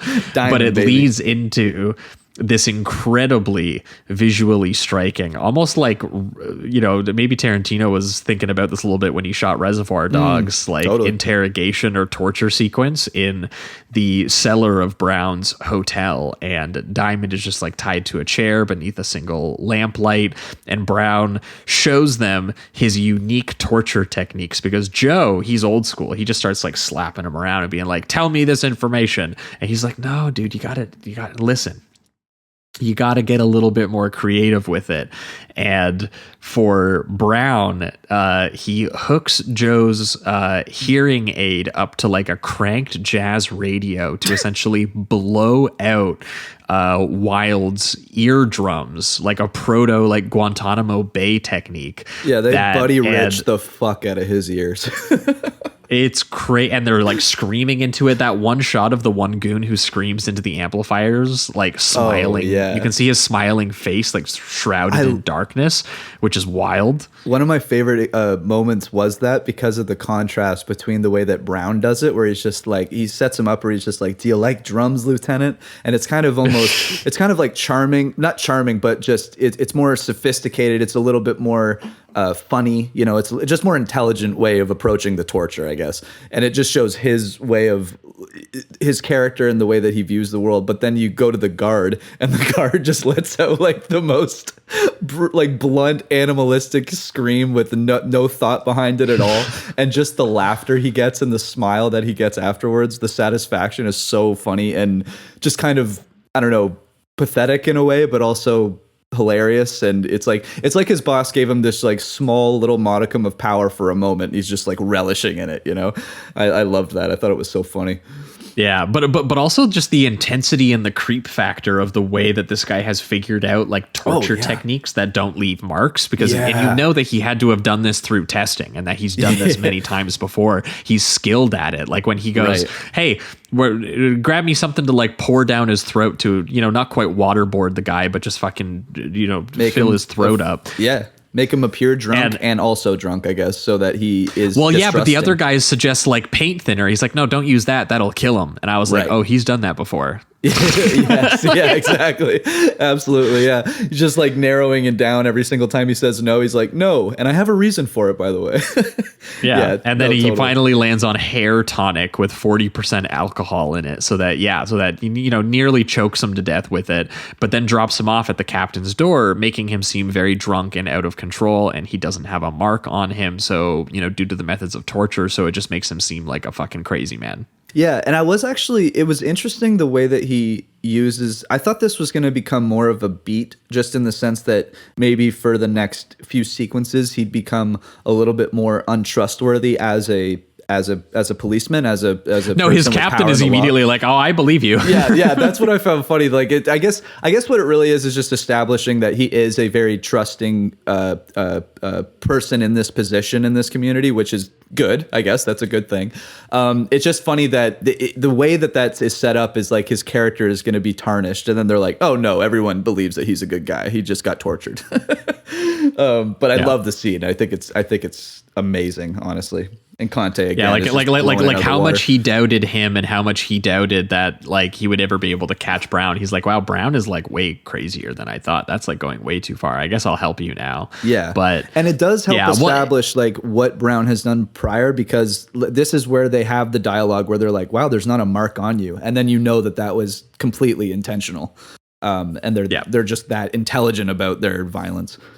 Yeah, well, and that's just it. Is I do think that he is better at the actual scenes than he is the kind of like procedural plotting happening around those scenes. Like the actual torture sequence and how punched it up it is in terms of, you know, just the psychological tension of it and the perverse details of it. And it's the closest this movie gets to like gun crazy territory for me, and it's where Lewis's talents like really excel. Mm-hmm. I do think that there's a stretch of this where it gets back into the procedural mystery stuff where I'm a little bit like, you know, I've seen this before, and it's totally fine. It's not bad. It's just, you know, it's not quite to the same sort of perverse character level I was getting swept up in Gun Crazy, and it does get a little bit more, just a little bit generic and a little bit more convoluted, involving essentially like the takedown of the previous Italian gang boss named Frazzi by his right-hand man,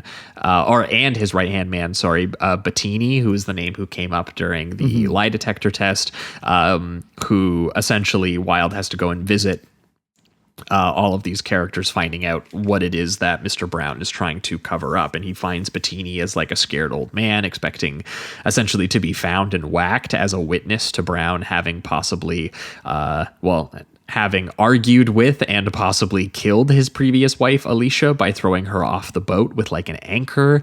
And it was suggested it's because she was like a drunk who like called him a name and was clearly like disgruntled in very similar ways to like Susan is.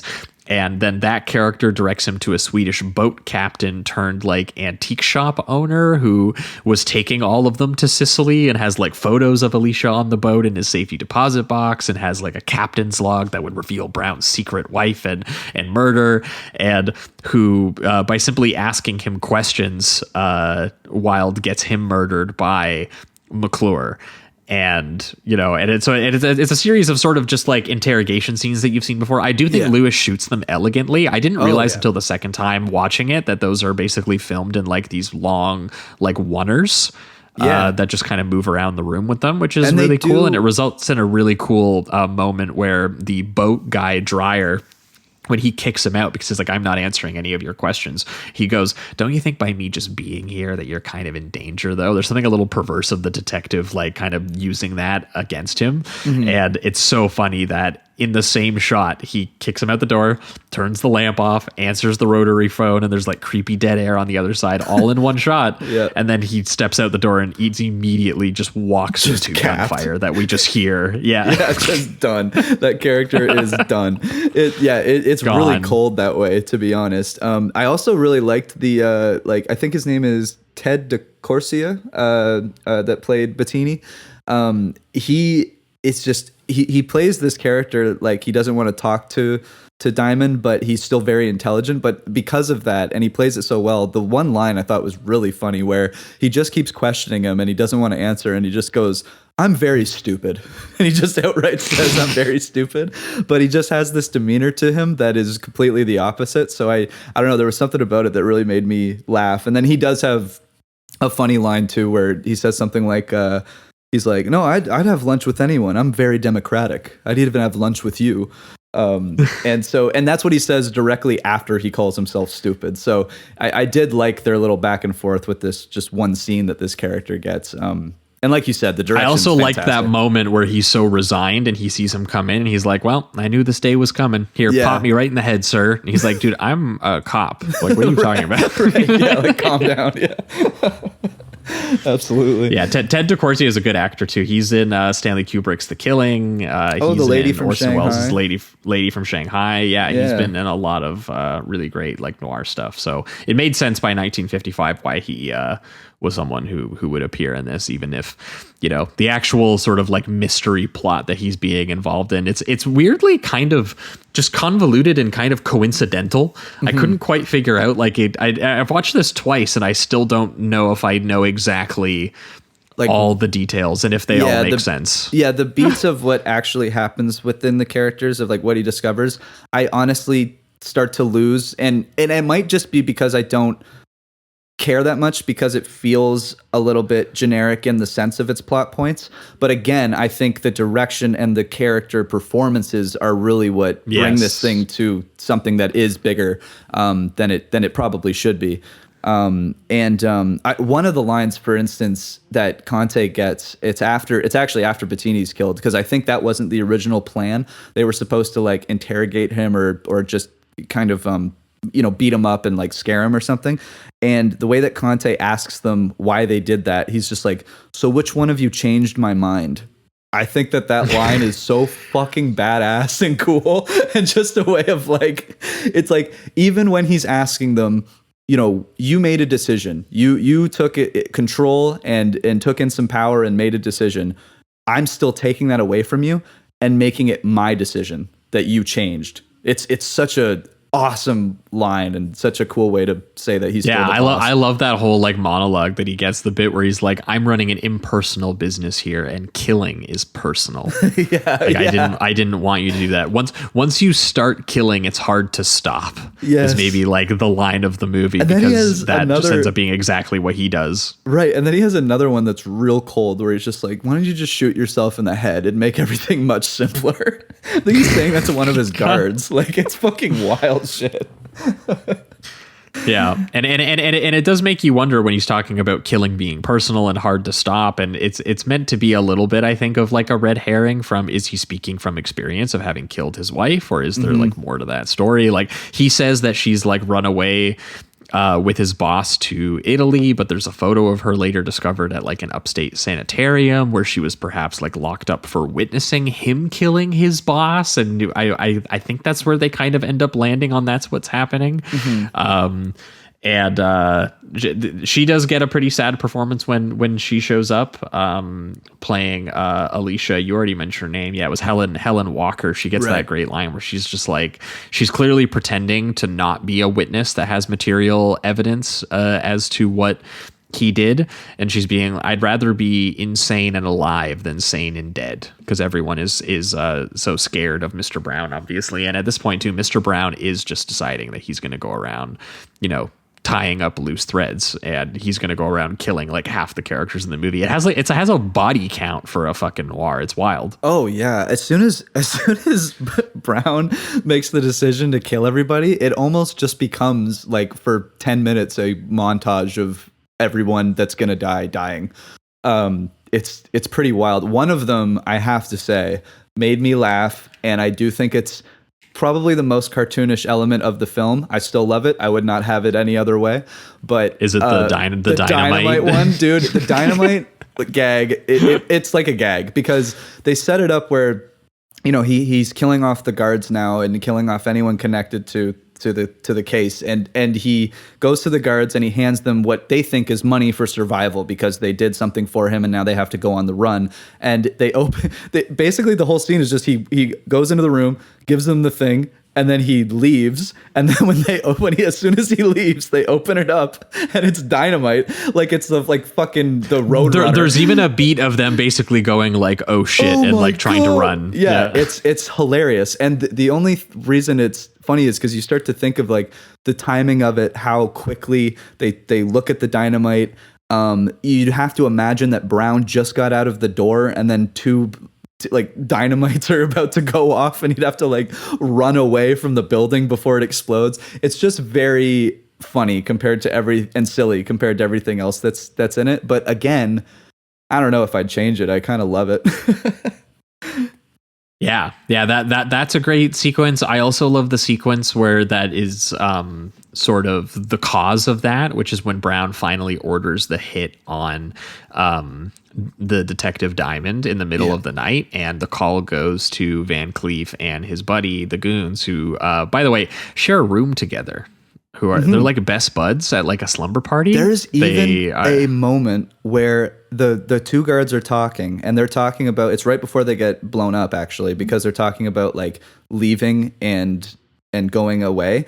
And the one guard that plays the Mingo, who is Earl Holliman, he like touches Lee Van Cleef's shoulder and goes like, maybe after this is all over, we can just go away and work together or whatever. And Van Cleef kind of like looks at him back, like almost questioning it.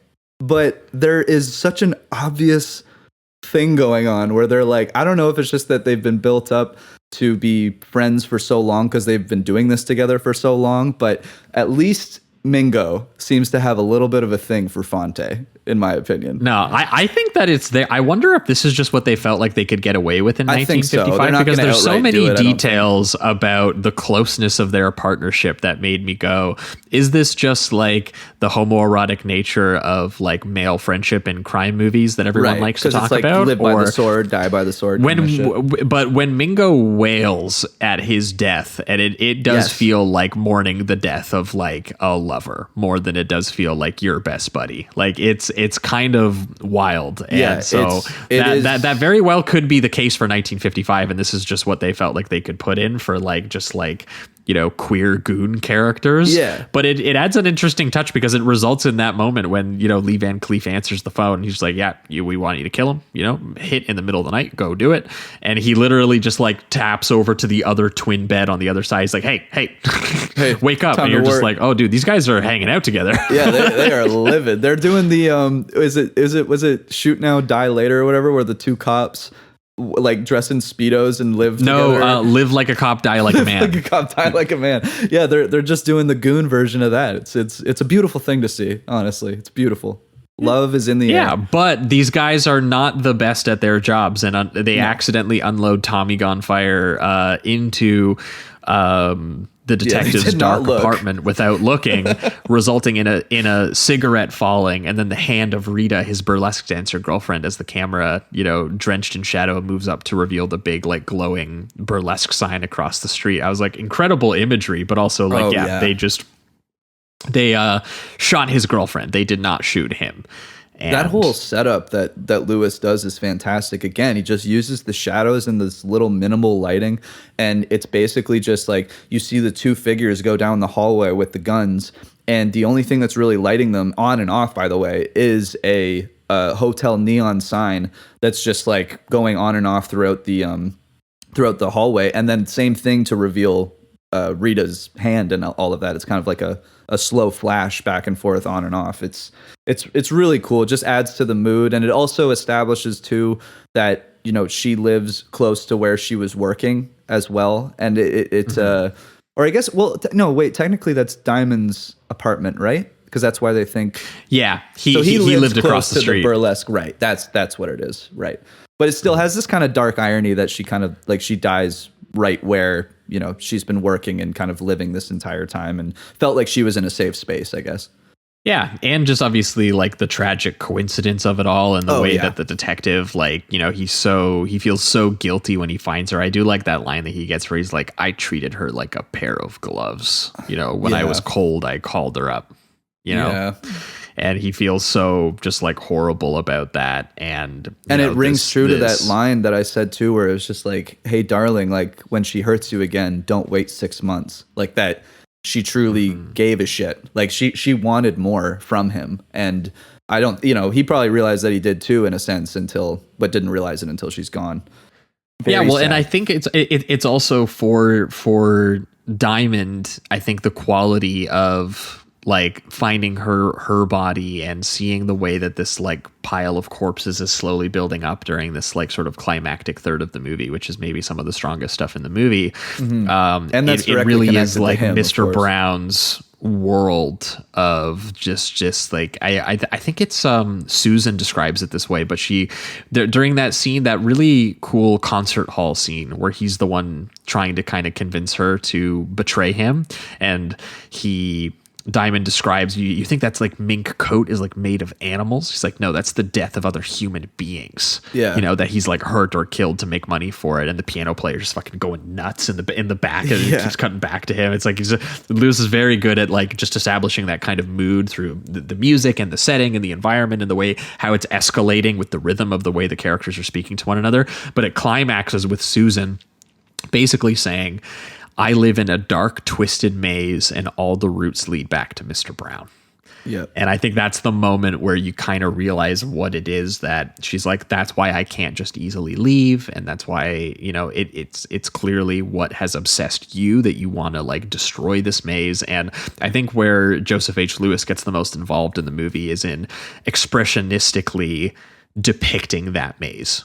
Yeah. And that sense of like, which I think he gets really strong at in the third act, when it feels like it's like clamping down, where it's just like, yeah, here's this twisted labyrinth where a tragic coincidence, like those guys just going and shooting up his apartment at night, and it kills just a random, very nice woman. Or when you get Joe McClure deciding that he's going to actually do his betrayal, because he's like, look, Mr. Brown is freaking out and Mr. Brown's going to take us all down. So he tries to get like Van Cleef, and he tries to get Mingo, and like tries to get both of them to betray him, and it results in that incredible foggy plane hangar location, which becomes the finale as well. But you get that lighthouse beam rotating through the mist occasionally. It kind of looks like the ending of Casablanca a little bit, but it turns into this amazing scene where the goons essentially like walk out of the shadows into the light. I do like that we also first see them in the distance lighting their cigarettes. It's literally just like the flame of the lighter. It reveals that there's two guys back in the corner of the hangar. And the way that scene plays out, where McClure is like, they pop out with their Tommy guns, and McClure goes, Brown, you should have seen this coming, man. I bought your boys. We're taking you down. And the way those two guys while he's monologuing, just turn their guns towards him. He's like, hey, what are you guys doing? And the thing I love about this sequence is that somehow there is so much power generated out of fog machines and lighting, because this set is a tiny little like private airplane hangar. And it has like a metal wall and like a concrete floor. And that's basically just it. Through pure lighting and fog and editing, just the tension and the build up to Brown, getting McClure back, and McClure realizing the loneliness and the danger that he's in. And you get that build up to Brown taking the hearing aid out of his ear. And he's just like, look, you're dying here. You know that you're dying here, and I see that you're in kind of pain about that. So I'm going to help you out here.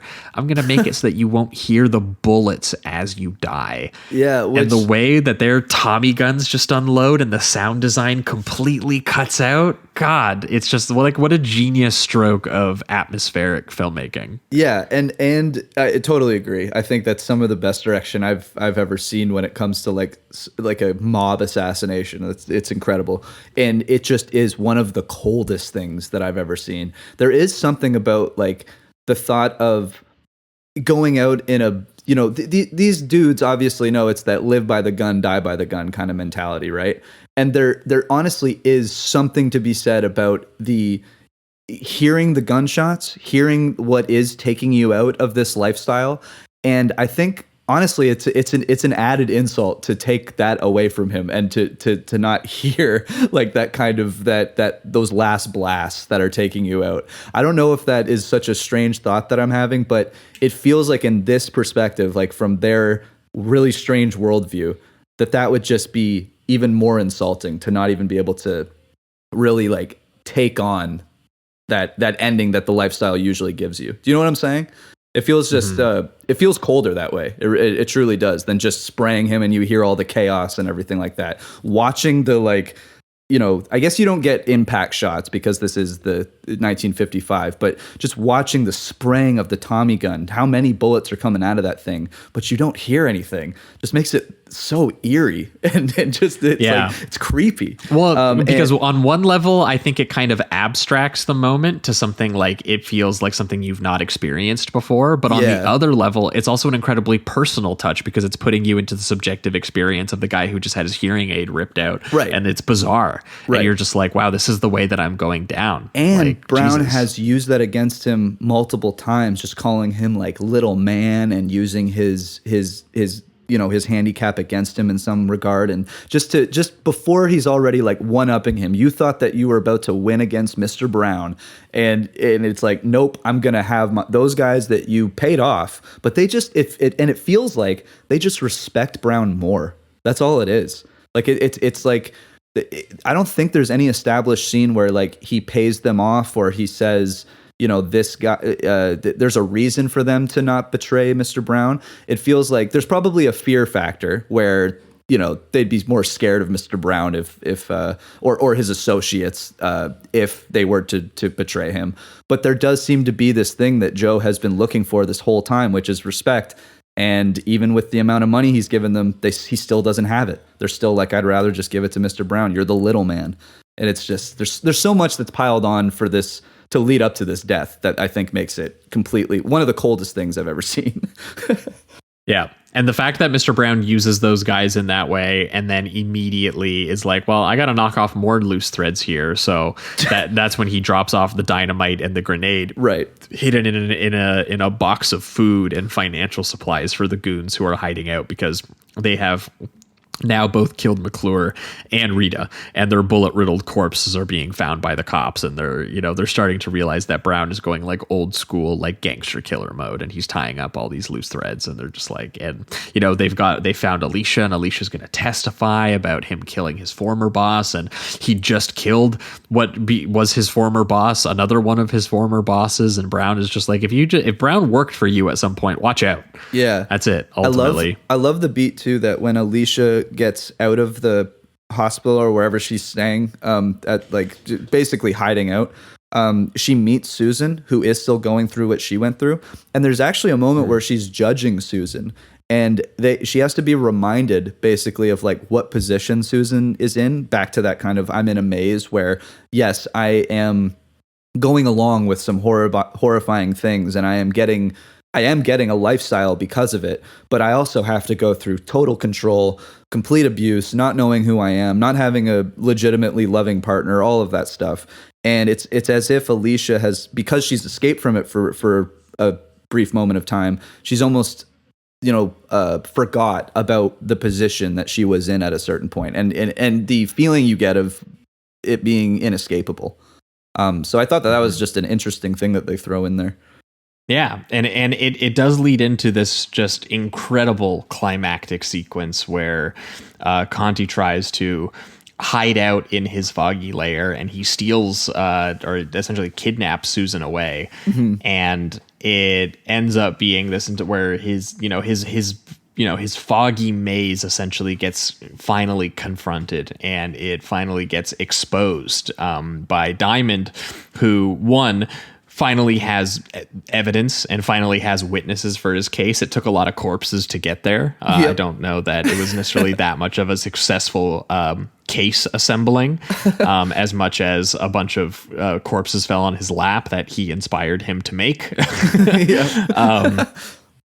But Susan also does get to help literally expose him with light, and I think that the imagery in this is just fantastic. I mean, we haven't mentioned it yet. It's shot by John Alcott, fairly big 50s and 60s cinematographer who worked with the likes of John Frankenheimer and Richard Brooks, and did a number of Vincent Minnelli movies. This obviously has a very stark and gritty look throughout, and we've been praising the use of light and shadow and fog and all of that. But this sequence for me, when he really does generate that maze-like haze of darkness that's like corrupting the city that we all need to kind of emerge from, the play of like literal light versus darkness in here, and the way that you're kind of like squinting and you're not sure what you're seeing in the fog, and it's very similar to the ending of Gun Crazy, except for you get this added development where Susan literally uses the car, like the spotlight on one of the cop cars, to start aiming it at him, and uses it at a spotlight on Mr. Brown, which exposes and that was the moment where I just went, that's so poetic, it's so painterly, and it's so like literal. It's so just like, here he is, this guy who has been hiding in the darkness and corrupting everything and feeling just so larger than life and inescapable. Here he is, pathetically spotlit, firing his gun into the fog where he can't see anything, and you just get Diamond like badass emerging from the fog and being like, you're going down, man. And I love that he's just like, you need to kill me, kill me. He's just like, nah, dude, I'm gonna let the cops just like fucking drag you into the fog, which looks like a horror image, but it's like the cops saving the day. It's amazing, and it is really cool too, because again, Richard Conte, on purposely so, has been just really the most confident, just kind of a sarcastic but smooth talking criminal this entire time, getting away with everything with a smirk on his face. And it's awesome to see this change where he suddenly becomes jumpy and scared, and for it also to be Susan that does it is really poetic and just awesome. And because once he hits the light, you see him being blinded, but then once he adjusts, he's just terrified. And even when he's shooting, there's no confidence in it. He's just like shooting into the fog, hoping that he's gonna hit somebody. And again, Diamond coming out of it like as if it was a shield is really cool. Like he had it's so much confidence.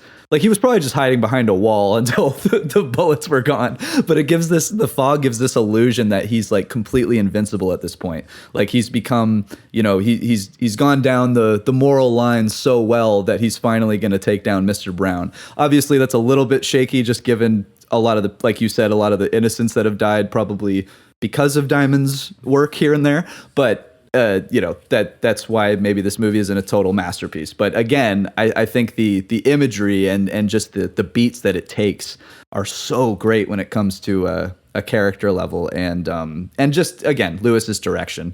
The usage of fog is so cool, and I like that he's changed the confusion a little bit. Instead of like with Gun Crazy, they die because they can't see who's shooting and whatever's going on. This is more like all of that fogginess, the maze itself, has now come against Mr. Brown and only against Mr. Brown. For everybody else, it's actually advantageous now.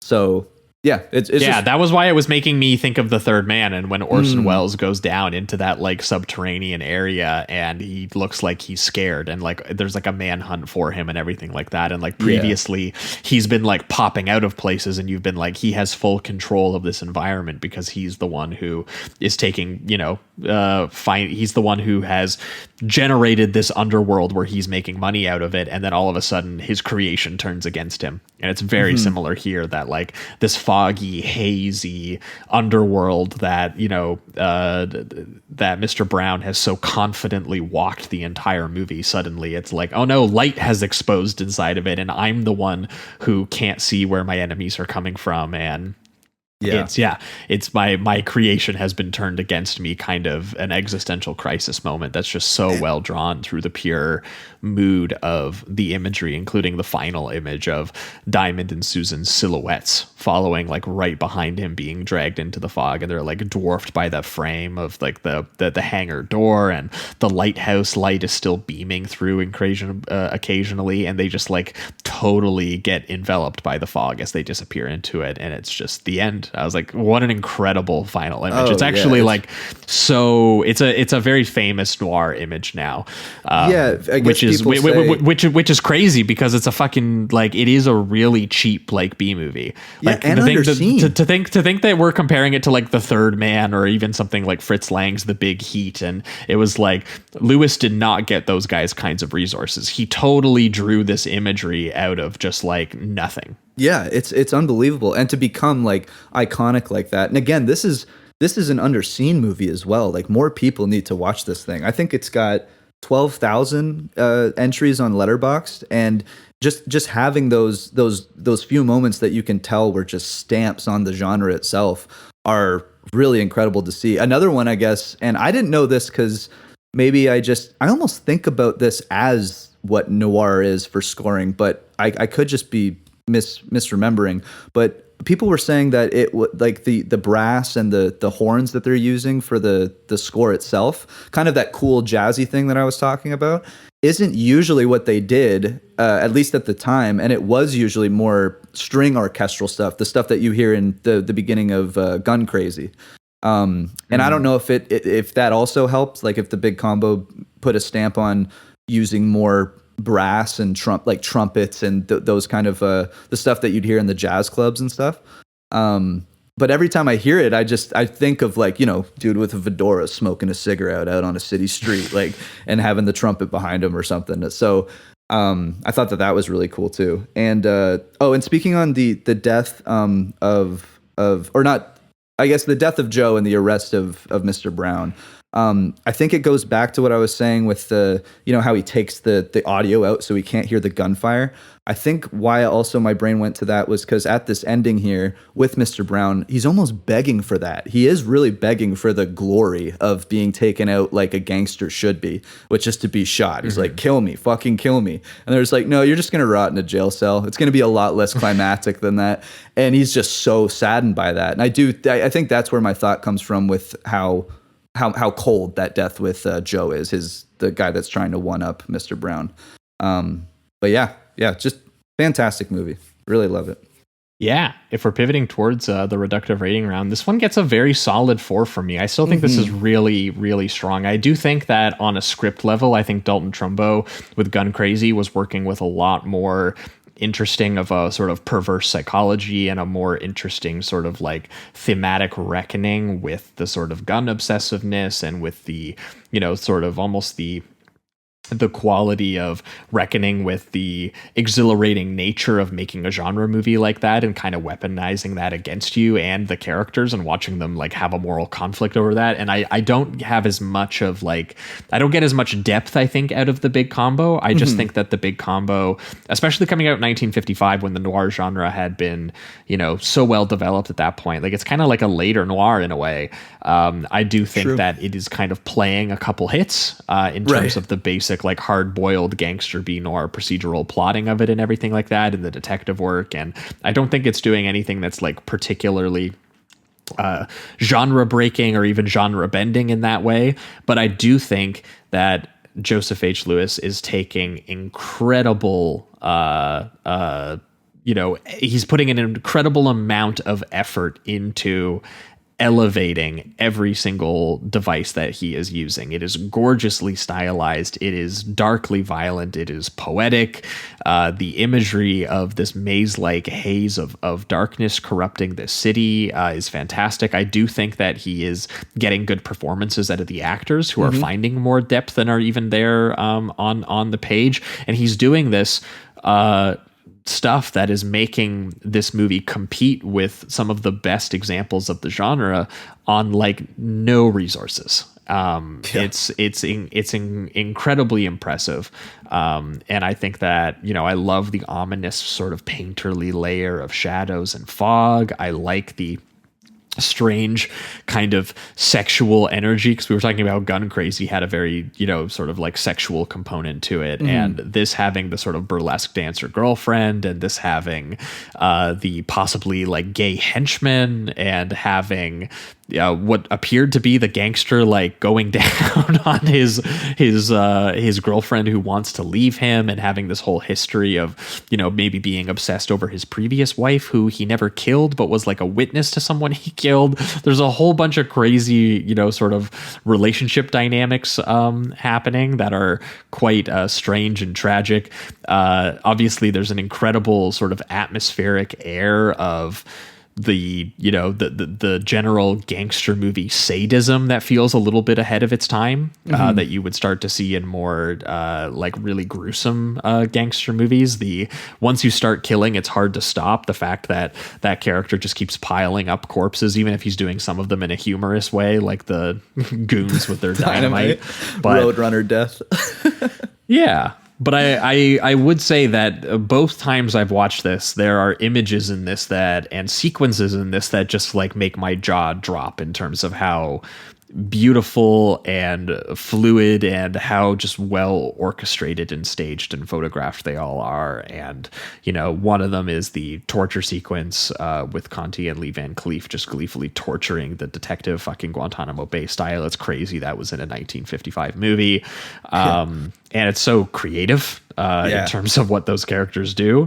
The obviously silently sound designed Tommy Gun massacre, that's both like an abstraction but also an incredibly subjective moment, is just such an interesting way to watch a gangster execution scene happen. And then obviously everything to do with the now kind of iconic lighthouse plane hangar finale of, you know, both him doing that execution sequence, but then also having his, you know, corruption he's responsible for essentially be exposed with the literal lighting used by Lewis and used by characters, and having the fog turn against him and the characters being dragged into it. It looks like this like misty dream world almost. It's another sort of abstract quality. And yeah, it's just like, my God, what the fact that someone could take what is again just very pulpy material that feels like if it was like just, even if it was just competently directed, it feels like it would be a pretty forgettable entry in the genre, and just making it one of the most strikingly beautiful of the genre on such little resources. Like this dude, Joseph H. Lewis, was just an absolute legend at doing this. So solid 4. Yeah, me too. I really love Lewis's direction. He's fantastic. I guess this is my 4th movie I've seen from him. I think I've seen 4. I'm gonna have to go down like at least his top 10 here, because his direction is unbelievable. To just get so many different sequences and character beats within like usually an average of 60 minutes to 85 minutes. Those are his run times. It feels like it never feels like anything is wasted. It's streamlined, but never to a point where it feels rushed at all. I just think he's a master at directing and control and pacing and all of that. And his use of shadows and fog, I guess particularly in these movies, but shadows in the other 2 films I've seen as well. I especially in Julia Ross, because they have this kind of haunted house quality. But yeah, he's great. There's a couple parts I wanted to just mention because we didn't, but there's an awesome shot where the goons, Joe, and then the 2 other characters, the Van Cleef and Holloman characters, are just kind of conversing about their next steps, and he just sets it up in this awesome, like you can see the light in the very middle of the frame, and then Joe is talking to them, and I think it's when he's kind of planning things out to betray Mr. Brown. So instead of seeing his face, you just see the back of Joe, and it gives you this sense of like these other 2 guards are really taking in what he's saying, and you see their reactions, which are very, you know, just kind of just taking it in and just nodding their head, and then it leads to their portrayal of Joe later on. But I think that framing is just brilliant, just not having Joe's face. He's not important to this part. What's important are the two guards that are going to betray him later on, and he's just establishing that before you even know it. Just awesome stuff like that. I love too some of the sillier ended stuff. We already mentioned the dynamite, but there's another awesome part where Conte has a fucking stash in his closet, and he just moves the wall from his closet and reveals like Tommy guns and like, you know, $100,000 worth of cash, and it's just I loved that. I thought that was so funny and just fun.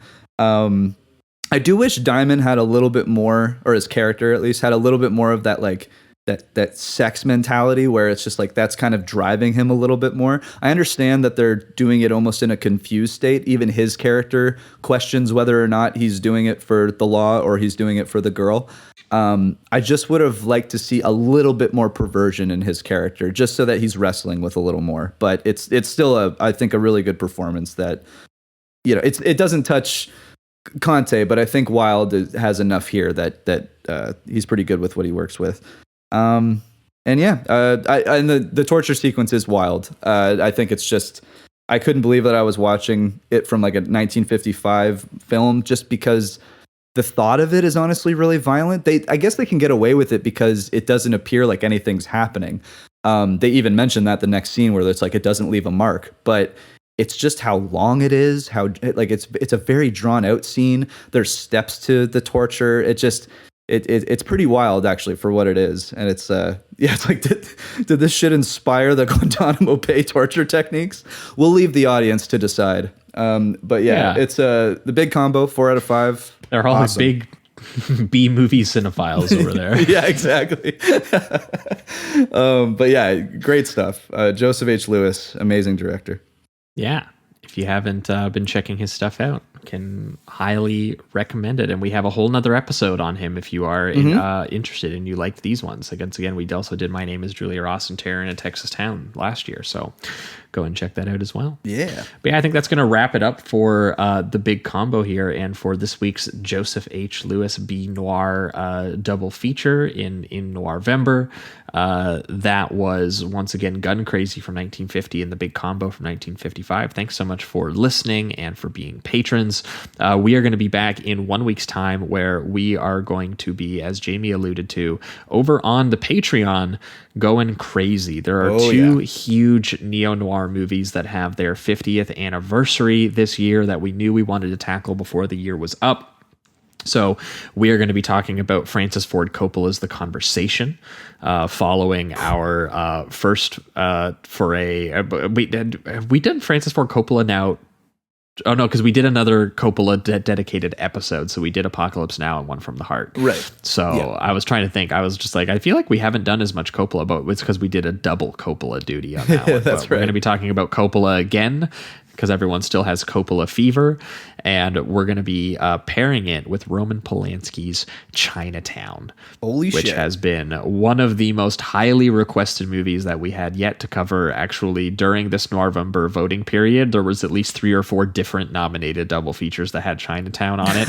None of them won because they all split the vote, I think. But it was like, there were legitimate comments like, wait, am I seeing this right? Have they not done Chinatown? So you can finally have that. We will no longer need to receive those comments. Chinatown is getting done. The Conversation and Chinatown is coming next week exclusively over on the Patreon. And then in 2 weeks' time, we are going to be back with a special guest where I think we're still trying to decide what the second one's going to be, but I believe the first movie is going to be Detour. Oh, cool. Awesome. Which I'm very excited to talk about our good pal Edgar G. Ulmer, the director of also The Black Cat, one of the more fantastic B-movie directors of his time as well. So we're going to be going back B-noir mode a little bit. Very exciting. So yeah, you guys can all look forward to that over on the main feed in 2 weeks' time. But that being said, that wraps it up for everything this week. Thanks so much for listening, and keep it sleazy. Keep it sleazy, everybody.